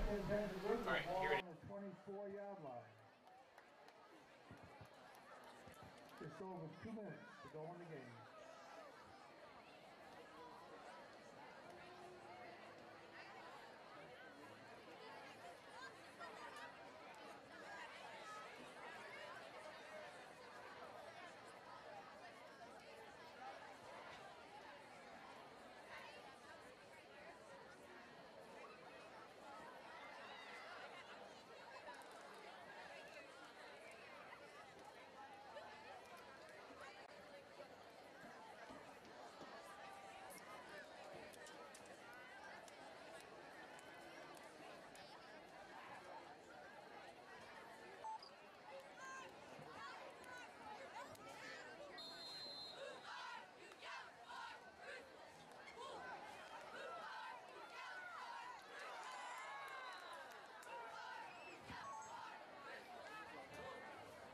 Ladies and gentlemen, it's the last 2 minutes of the fourth quarter here at Griswold. Wolverines versus the state champs Redmond, 48-23, as the Wolverines are trying to orchestrate another drive all the way down the field. They're currently at their Redmond 25-yard line. Incomplete pass to Chappelle was the play that just occurred before we came right back on air. 2nd and 10. Koziel is from the shotgun, just throwing the ball and throwing the ball and throwing the ball. Throwing it well, I might say. Oh, tip pass. The ball is tipped and picked up by the Redmen. Number 56 has the ball. Wolverines are able to tackle the run back and stop the play at the Redmond 46-yard line. That is a heartache. That was failing for the Redmen, and Corey Carr's getting up pretty gingerly after making the tackle. So he tipped it right to himself, Josh, and then started running it back. He was in on Koziel, put his hand up. He was able to tip the ball up in the air, caught it, and started running it back. I'm not sure who the intended receiver was on that play, but there were a number of guys who were open that could have put the ball in the end zones. That's a real bummer. Chris Thibodeau limping on his left foot. He's on the sidelines. Yeah, he's limping. So the Redmen take over on downs with 2 minutes remaining in the game. A lot of clean white jerseys now on the Redmen side of the ball. Running play up the middle to the left-hand side of the ball. Initial contact, number 44 for the Wolverines. That is Zaya Clark. Getting some playing time. Number 63 coming in for the Wolverines. Haven't seen that jersey too much tonight. Keith Caddy. Going to take a few snaps. Outside linebacker and defensive lineman. His sophomore. 48-23. The last minute of the game is upon us here. Minute 20. It's a handoff to the right-hand side of the ball. And he makes a tackle. Oh, my goodness. Number 63, number 59 for the Wolverines. All over that play and stuff it. Shazil Ali, number 59. Shazil Ali and Keith Cady. They both just came into the game and they make a tackle. Boy, they said hello in a big way. Ali Jr. Less than 50 seconds as things are wrapping up here, so this is going to be a W for Killingly, which honestly no one is terribly surprised about, but what we're thrilled about is the fact that the Wolverines got into the end zone 3 different times, scoring 5 different extra points, 2 two-point conversions and an extra point by E-Dog. Number 13 for the Redmen running the ball. This play is stuffed as well by the Wolverine defense. All clean jerseys out there right now. I think 61 was on that tackle there that time. Damon Kane. Sophomores He's a senior. taking the field with a couple of senior classmen. Another timeout called here at the end of the game. I'm sorry, that wasn't a timeout. No, Clock I think they're just going to let it run out. They're just going to let it run. That's the ball game, folks. 48-23. It's a Redmen victory here at home. First home game for the Wolverines. Amazing effort by our gentlemen, led by Koziel, who threw the ball for a bajillion yards tonight. 3 touchdowns for the Wolverines, 5 extra points. 23 total scoring points for the Wolverine offense. Of course, the Redmen do what the Redmen do. Killingly team is an amazing squad. Current Class M champions here in Eastern Connecticut. 48 points for them. Coming up with the win here at Griswold.